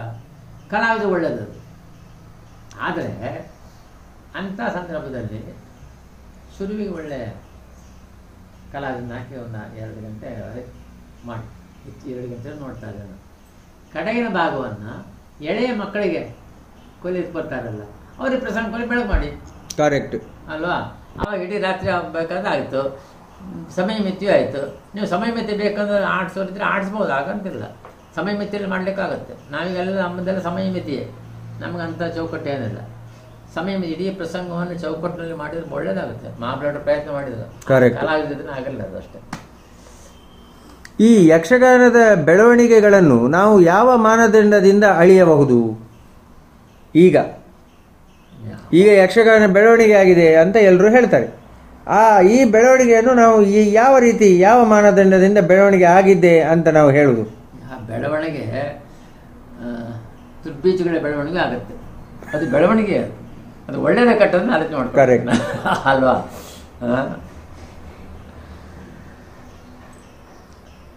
ಸರ್, ಯಕ್ಷಗಾನ ಪ್ರದರ್ಶನಗಳಿಗೆ ಯಾವುದೇ ಪ್ರದರ್ಶನ ಇರ್ಬೋದು, ಕಲಾ ಪ್ರದರ್ಶನ, ಅದಕ್ಕೆ ವಿಮರ್ಶೆ ಅನ್ನುವಂಥದ್ದು ಬೇಕಾ ಬೇಡವಾ? ವಿಮರ್ಶೆ ಬೇಕು. ನಾವು ಪಬ್ಲಿಕ್ಕಾಗಿ ಒಂದು ಕಾರ್ಯಕ್ರಮ ಕೊಡ್ತೇವೆ ಅಂತ ಆದರೆ ವಿಮರ್ಶಕ ಬೇಕು. ವಿಮರ್ಶಕ ಹೇಳಿದ್ದೆ ಅಂತಲ್ಲ, ಸರಿ ಅಂತಲ್ಲ, ಅವನ ದೃಷ್ಟಿಕೋನದಲ್ಲಿ ಹೇಳಿದ್ದಾನೆ. ಅದನ್ನು ಒಳ್ಳೆಯ ಸ್ವೀಕಾರ ಮಾಡ್ಬೋದು ಕಲಾವಿದರು, ಇಲ್ಲಿ ಬಿಡ್ಬೋದು. ಮತ್ತು ಮಾಡುವಾಗ ನಾನು ವಿಮರ್ಶಕನಾಗಿ ಹೇಳುವಂಥದ್ದು, ಕಲಾವಿದರ ಹೆಸರಾಗೋದು ಬೇಡ ಎಂತ ಅಲ್ವಾ? ಯಾಕಂದರೆ ಅವ್ರು ಸಿಕ್ಕಿದಲ್ಲಿ ನಾವು ಹೇಳೋ ಹೆಸರು ಹಾಕಿದೆ ಅದನ್ನು ಈ ವಿಷಯ ಬರೀ ಆವಾಗ ತಿಳ್ಕೊಳ್ತಾರೆ. ನೀವು ಹೆಸರು ಹಾಕಿದರೆ ಅವರನ್ನು ಕಂಡೆಮ್ ಮಾಡ್ದಂಗೆ ಆಗ್ತದೆ. ಕರೆಕ್ಟ್. ಅವರು ಇಡೀ ವರ್ಷ ತಮ್ಮನ್ನು ತೊಡಸ್ಕೊಂಡು ನಾನು ಕಲಾತ್ಮಕ ಏನೋ ಮಾಡಿದ್ದಾರೆ, ನಾನು ಯಾಕೆ ಬರೆದರೆ ಎಲ್ಲಿಯೂ ಹೆಸರು ಹಾಕೋದಿಲ್ಲ. ಹೀಗೆ ಆಗಿದೆ, ಇದು ಸರಿ ಆಗಿದೆ ಕಾಣಲಿಲ್ಲ, ಇಂಥವ್ರು ಒಳ್ಳೆ ಮಾಡ್ತಿದ್ರು, ಇವರು ಇನ್ನೂ ಕೂಡ ಮಾಡ್ಲಿಕ್ಕೆ ಶಕ್ತರು, ಇದು ಕೂಡ ಬರೀತೇನೆ. ಅವರ ಒಳ್ಳೆತನವನ್ನು ಬರೀಬೇಕು. ಕರೆಕ್ಟ್. ವಿಮರ್ಶಕ್ಕೆ ಬರೇ ವಿಮರ್ಶೆಯನ್ನು ಕೊಡ್ಲಿ ಪಟ್ಟು ಮಾತ್ರ ಅಲ್ಲ. ಯಕ್ಷಗಾನವನ್ನು ಉಳಿಸಿ ಬೆಳೆಸಬೇಕಾದಂತಹ ಒಂದು ಜವಾಬ್ದಾರಿ ಯಾರ್ದು ಸರ್? ಅಂದರೆ ಕಲಾವಿದರದ್ದ, ಮೇಳದ ಯಜಮಾನರುಗಳದ್ದ? ಮೇಳದ ಯಜಮಾನರದ್ದವರು, ಕಲಾವಿದರದ್ದವರು, ಪ್ರೇಕ್ಷಕರದ್ದವರು, ಸಂಘಟಕರದ್ದವರು, ಇಷ್ಟೂ ಜನರ ಬದ್ಧತೆ ಉಂಟು. ಸರ್, ಇಷ್ಟು ಹೊತ್ತು ಮಕ್ಕಳ ಮೇಳ ಮತ್ತು ತಮ್ಮ ಅಧ್ಯಾಪನ, ಅದರ ಜೊತೆಗಿನ ಯಕ್ಷಗಾನದ ಒಂದು ದಾರಿ, ಇದು ಎಲ್ಲವನ್ನು ತಾವು ವಿವರವಾಗಿ ಭಾಳ ಚೆನ್ನಾಗಿ ತಿಳಿಸಿಕೊಟ್ರಿ. ಒಂದು 4-5 ಪದ್ಯಗಳನ್ನು ಕೂಡ ನನ್ನ ವಿನಂತಿಯ ಮೇರೆಗೆ ಹಾಡಿ ತೋರಿಸಿದ್ರಿ. ಯಕ್ಷಗಾನ ಅಭಿಮಾನಿಗಳು ಎಲ್ಲರ ಪರವಾಗಿ ನಿಮಗೆ ಅನಂತ ಧನ್ಯವಾದಗಳು ಸರ್. ನಮಸ್ತೆ.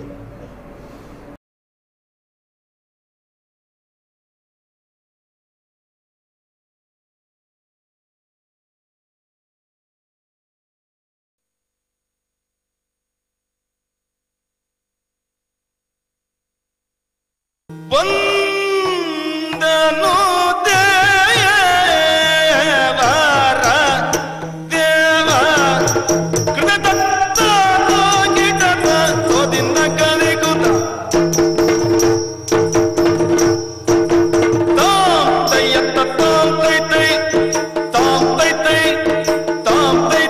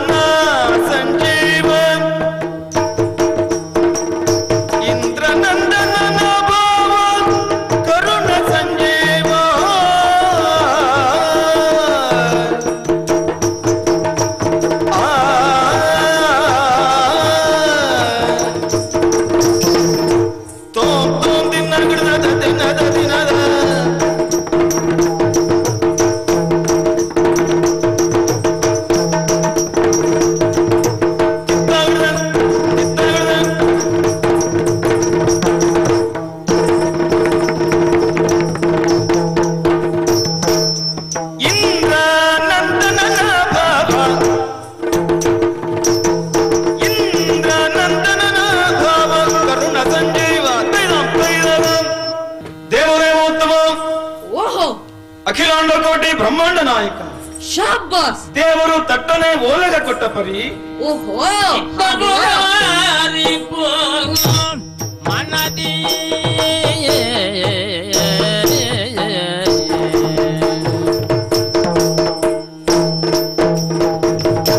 ಇತ್ತ ಮುರರಿ ಪೂ ಮನದಿಯೋ ಚಿಸೆ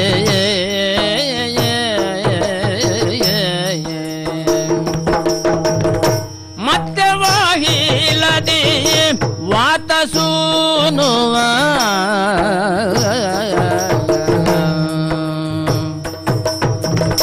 ಹೊತ್ತಿರುವ ಘನ ಮಾಧವ ಹೊತ್ತಿರುವ ಘನ ಮಾಧವ ನಿಲ್ಲುವ ಕೃತ್ಯವೆಂದು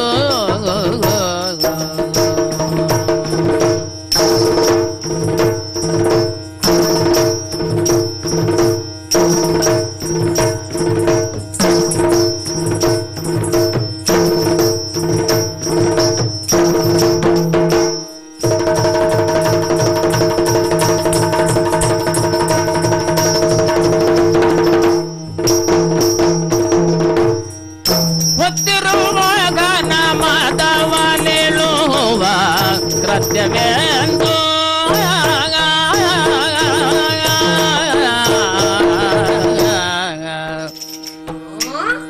ಭೀಮಸೇನ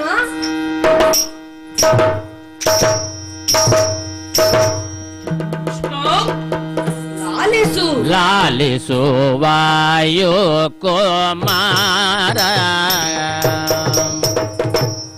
ಕುತ್ತಾಗಿದ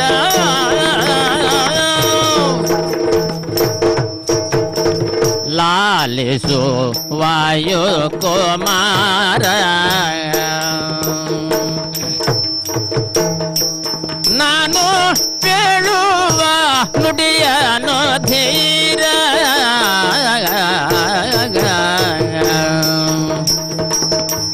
ನಾನು ಹೇಳುವ ನುಡಿಯನು ಧೀರ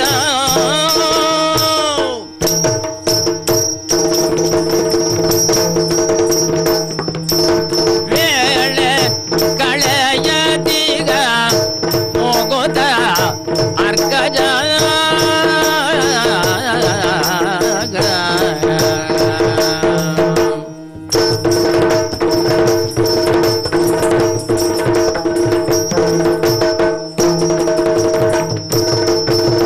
ವೇಳೆ ಕಳೆಯದೀಗ ಹೋಗೋದಲ ಗಜ ಪಾಲನ ಶೌರ್ಯವ ಒದಗಿಸೋ ಬೇಗ ಪಾಲನ ಶೌರ್ಯವ ಒದಗಿಸೋ ಬೇಗ ಭೀಮಸೇನ ದುಶ್ಯಾಸನನ ವಧೆಯಾಗಬೇಕೆಂಬ ನಿನ್ನ ಶಪಥ ನೆರವೇರಿತಲ್ಲ. ನೆರವೇರಿಸಲಾಗದ ಶಪಥ ತೊಡುತ್ತಾನೋ ಈ ಭೀಮಸೇನ? ತನುವಿನ ಆಯಾಸವನ್ನು ಪರಿಹರಿಸಿಕೊಂಡೇ ಅಲ್ಲ. ಏನಂತ ಆಯಾಸ? ಯುದ್ಧವೇ ಆದಂತಿಲ್ಲ. ಅಸಮಸಾಹಸಿಗಳಿಗೆ ಯಾವಾಗಲೂ ಹಾಗೆಯೇ.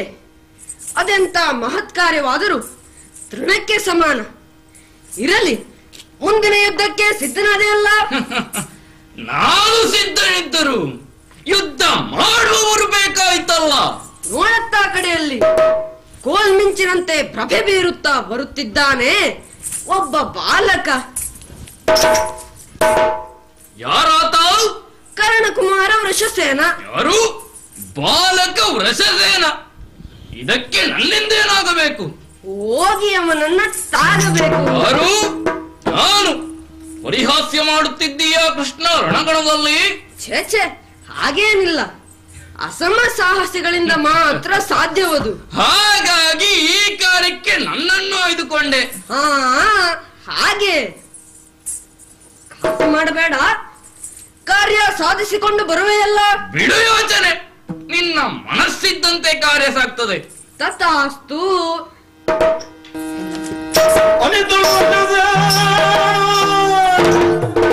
ಅನಿದಳು ಋಷಸೇನ ಪರಿಪರ್ಯ ಶಸ್ತ್ರಾಸ್ತ್ರಂ ಕರಲು ಧರಿಸುತ್ತಂ ದೊರಕಿದರಾಗುವರೆ.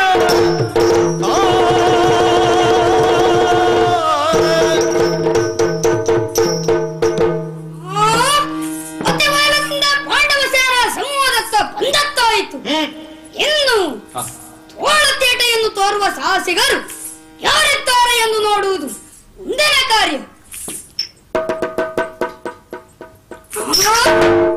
ಮುಂಭಾಗದಲ್ಲಿ ನಿಂತಿದ್ದಾನೆ ಪ್ರತೀಕನೋರ್ವ, ಕರದಲ್ಲಿ ಭೂಮಿ ಗಾತ್ರದ ಕಥೆ ಅಂಗಸೌಷ್ಠವ ಹೇಗುಂಟು?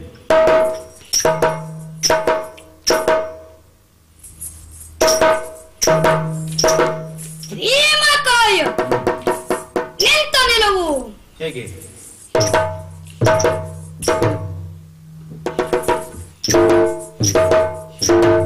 ಬಿಂಕದ ಕಿವಿ ಕೇತನ ಯಾವುದು?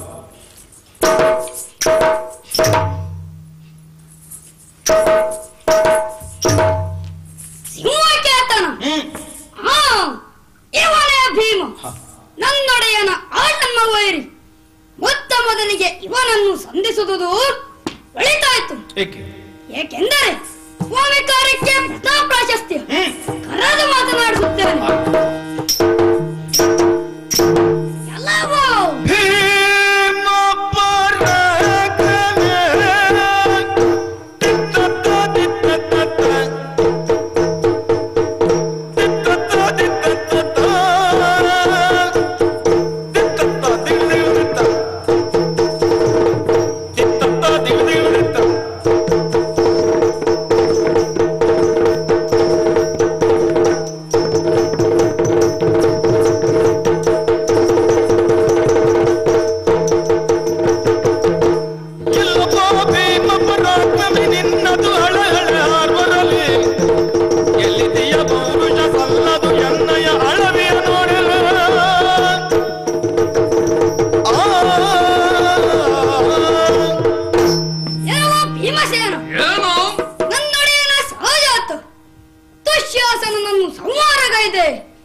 ಎಂಬ ಅಹಂಭಾವವನ್ನು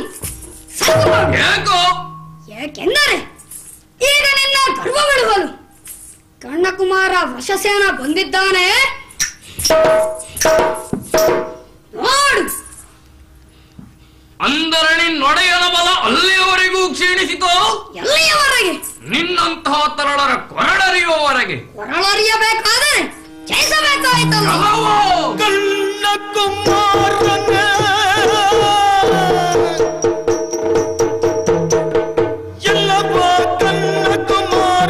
ನಿನ್ನನು ಗೆಲಿದರೆ ಫಲವೇನು?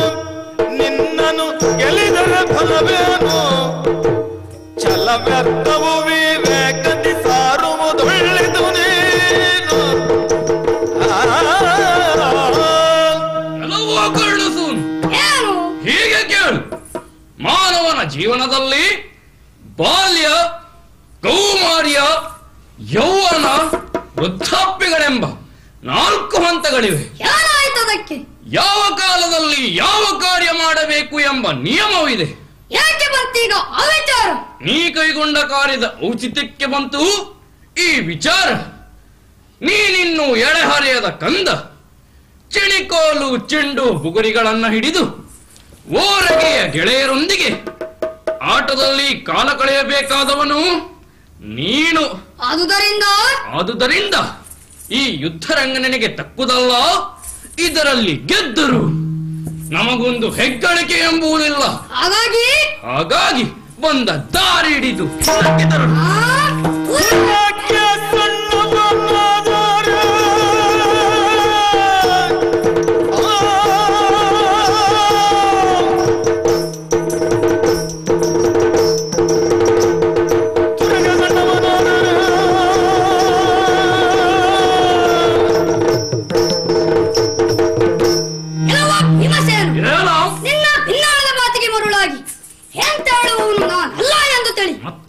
ಮಾಡುವಂತ ಯುದ್ಧದಲ್ಲಿ ನಿನ್ನನ್ನು ಧರಿಸಲಿದ್ದಾರೆ. ಮಾತೆ ಸಮಪ್ರಭಾದೇವಿಯವರ ಪವಿತ್ರ ಗರ್ಭದಲ್ಲಿ ಚಲಿಸಿದವನು ನಾನಲ್ಲ ಎಂದು ತಿಳಿ ಪ್ರಯೋಗಾರ್ಥವಾಗಿ ಕೂರಲಗೊಂದನ್ನು ಬಿಟ್ಟಿದ್ದೇನೆ.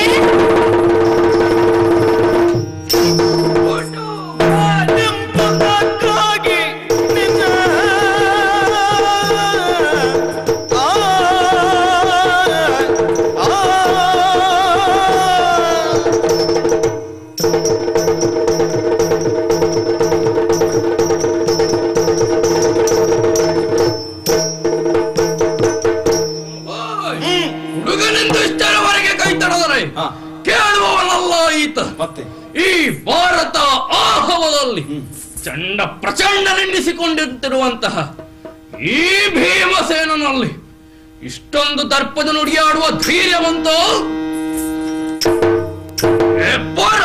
ನಿಲ್ಲು, ಪರಿಣಾಮ ತಿಳಿಯುತ್ತದೆ ಜಗತ್ತಿಗೆ.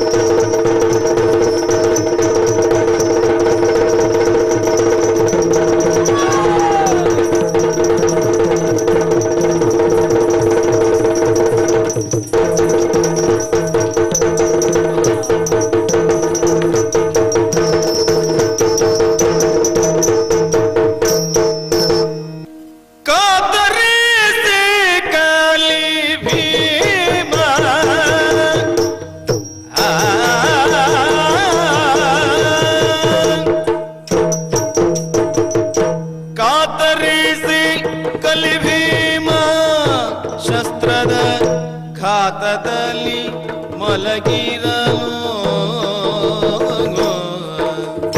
ಶಸ್ತ್ರದ ಘಾತದಲ್ಲಿ ಮಲಗಿರಲು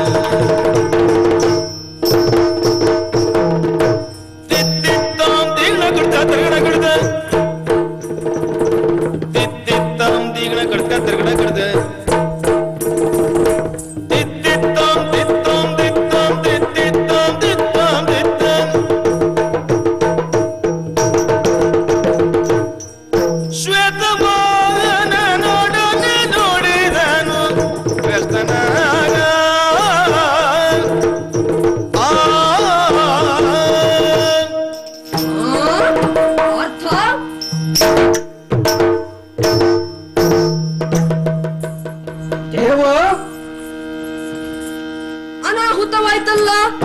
ಏನು ಬಾಳುವ? ಪಾಂಡವರ ಬೆವರು ಬಿದ್ದಲ್ಲಿ ಕೃಷ್ಣನ ರಕ್ತ ಬಿದ್ದೀತು. ಸರಿ, ಅಪ್ರಾಣಾಹಿ ಪಾಂಡವಾಹ ಎನ್ನುವ ಬಿರುದುಗಳು ನನಗಿದ್ದುವು. ಆದರೆ ಅವುಗಳಿಗೆ ವ್ಯತ್ಯಯ ಬರುವ ಕಾಲ ಬಂತಲ್ಲ. ಏನಾಯ್ತು ಭಾವ? ಘಾತವಾದನೋ ಭೀಮನೆಂದು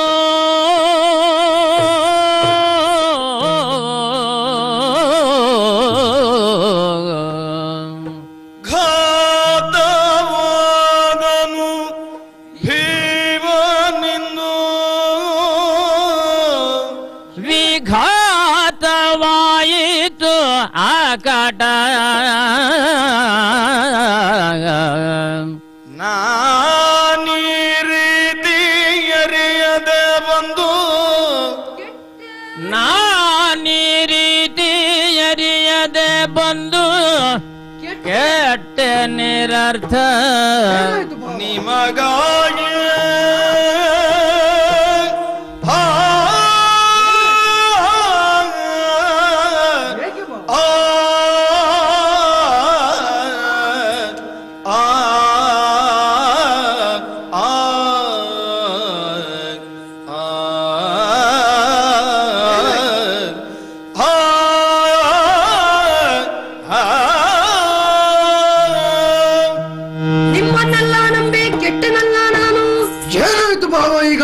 ಕಾಸಿಕೊಂಡು ಬಿದ್ದು ಬಿಟ್ಟನಲ್ಲ ಭೀಮಸೇನ.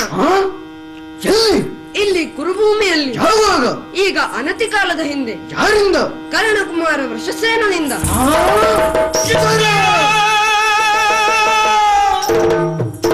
ಇಷ್ಟರ ಬಲುಮಯ ಕೊಟ್ಟವರು, ಇಷ್ಟರ ಬಲುಮಯ ಕೊಟ್ಟವರು ನೀನಲ್ಲದ ತೊಟ್ಟಲೆ ಹೊರತದ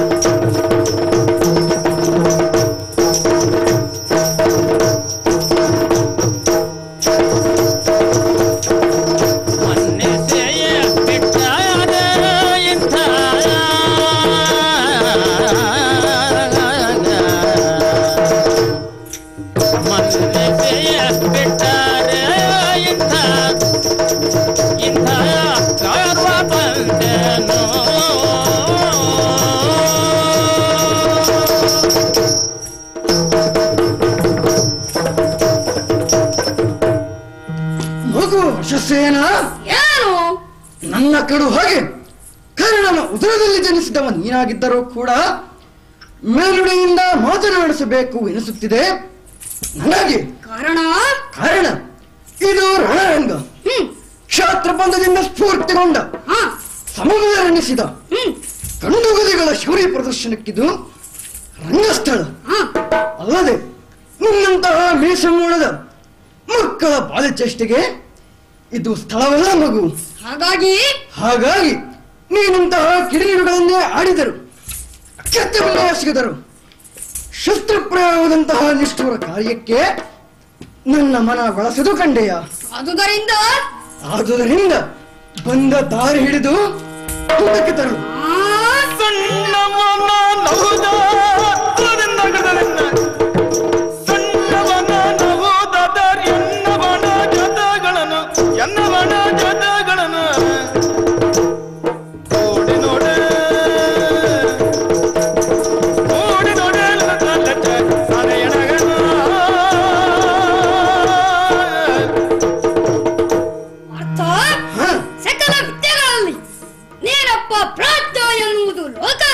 ಸರಿ, ಏನಾಯ್ತದಕ್ಕೆ?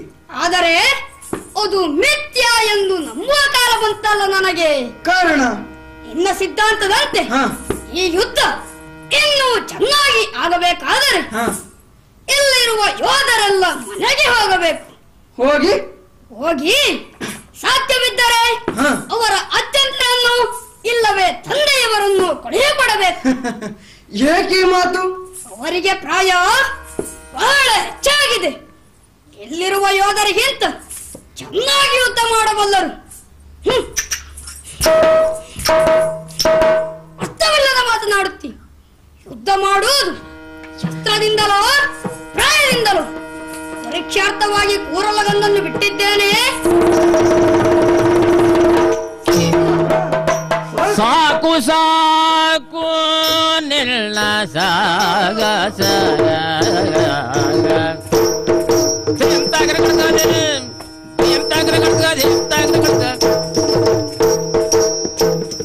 ಸಾಕು ಸಾಕು ನಿನ್ನ ಸಾಗಸ ಸಾಕು ಸಾಕು ನಿನ್ನ ಸಾಗಸ ತರಳರಿಗೆ ವಿವೇಕವಲ್ಲ ಇನಿತು ಪೌರುಷ ತರಳರಿಗೆ ವಿವೇಕವಲ್ಲ ಇನಿತು ಪೌರುಷ ತರಳರಿಗೆ ವಿವೇಕವಲ್ಲ ಇನಿತು ಪೌರುಷ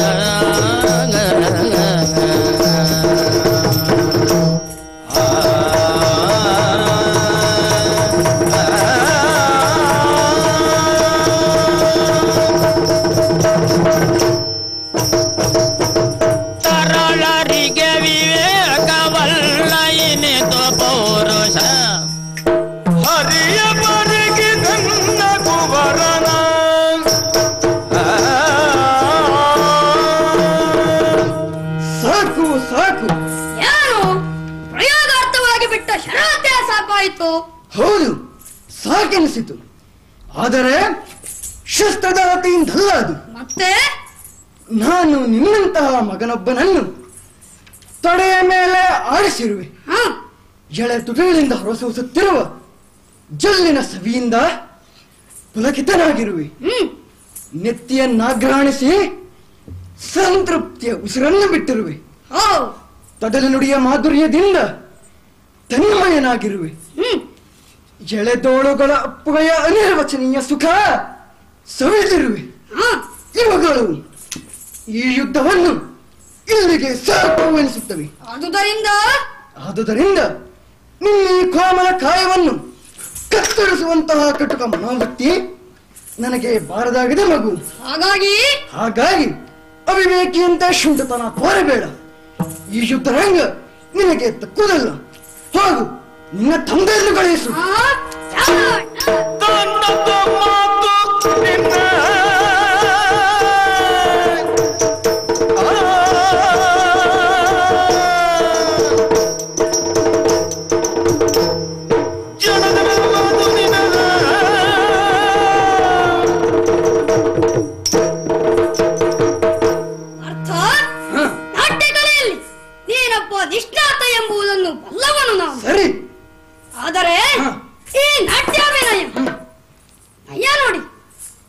ಅಗತ್ಯ ಬಲ್ಲಯ್ಯ.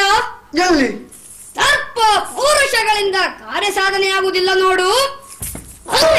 ಅಂದರೆ ಅಂದರೆ ನಿನ್ನ ರಾಣಿಯರಾದ ಸುಭದ್ರೆ ದ್ರೌಪದಿಯರ ಗಡದಲ್ಲಿ ಈ ಆಗಬೇಕಾದ ಕಾರ್ಯ ನೀವು ಸಾಧ್ಯವಿಲ್ಲವಾದರೆ ಶಸ್ತ್ರ ಕೆಳಗಿಟ್ಟು ಬಾಯಿಗೆ ಬರಲಿಟ್ಟು ತಲೆಬಾಗಿ ನಿಲ್ಲು. ಯಾರಿಗಷ್ಟೇ ಸೀರೆ ಉಟ್ಲಿಕ್ಕೆ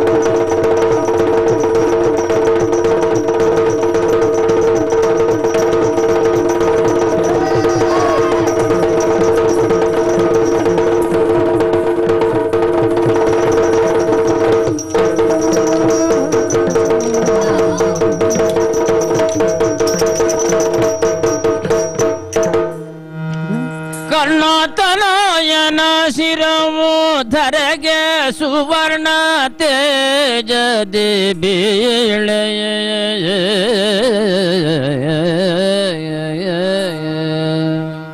ಪಾರ್ಥ ವಿವರ್ಣನಾದನು ಪಾರ್ಥ ವಿವರ್ಣನಾದನು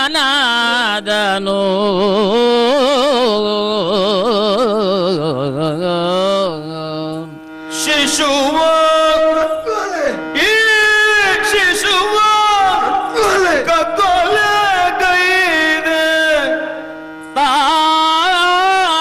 ತಾನೆನು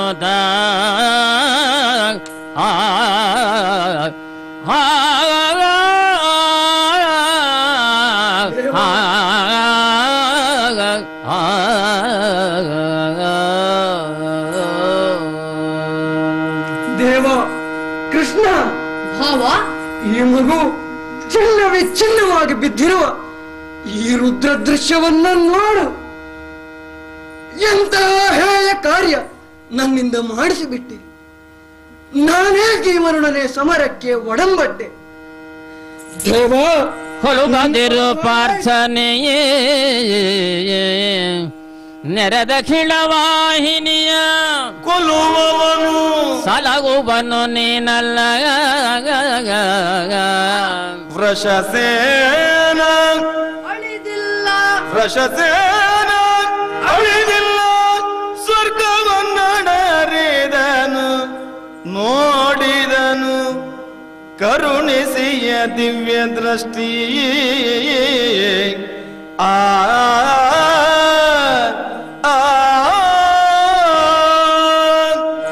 ಅರ್ಥ ದಿವ್ಯ ದೃಷ್ಟಿಯನ್ನು ಕೊಟ್ಟಿದ್ದೇನೆ, ನೋಡತ್ತ ಮೇಲುಗಡೆ. ನೋಡಿದನು ಪಾರ್ಥ ರವಿಜಸುತ ಶಚಿಪತಿಯ ಜೋಡಿಯಲಿ ಮೆರವ ವಿಭ್ರಮಕ್ಕೆ ಬೆರಗಾಗಿ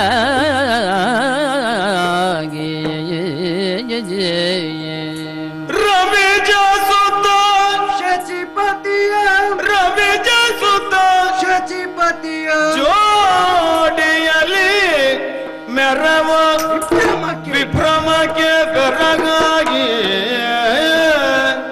ಕೊಂಡಾಡಿದನು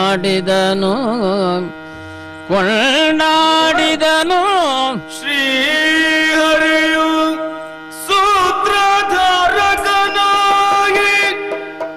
ಆಡಿಸುವ ಜಗವನೆಂದು ಶ್ರೀಹರಿಯು ಸೂತ್ರಧಾರಕನಾಗಿ ಆಡಿಸುವ ಜಗವನೆಂದು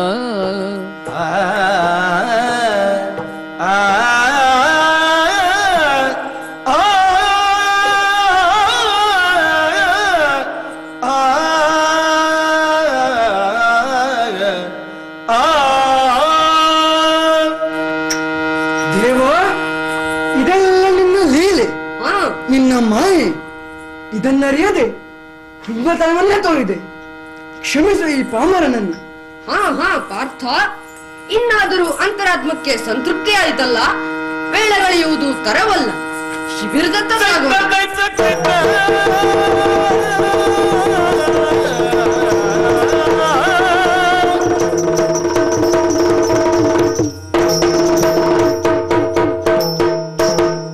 ಮಂಗಲೋ ಜಯ ಜಯ ದೋಗ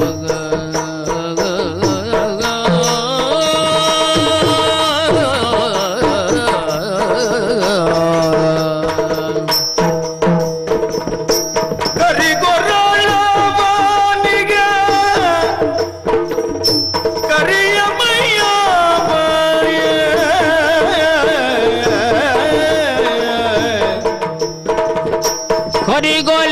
ಕರಿಗೊಲಿದವಾನಿಗೆ ಕರಿಗೊಲಿದವಾನಿಗೆ ಕರಿಮುಖ ನೈಯಗೆ ಮಂಗಳು ಮಂಗಳು ಜಯ ಜಯ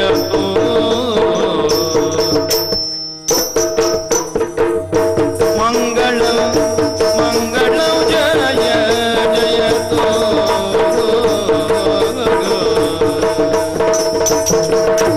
ತಿನ್ನಗರಿ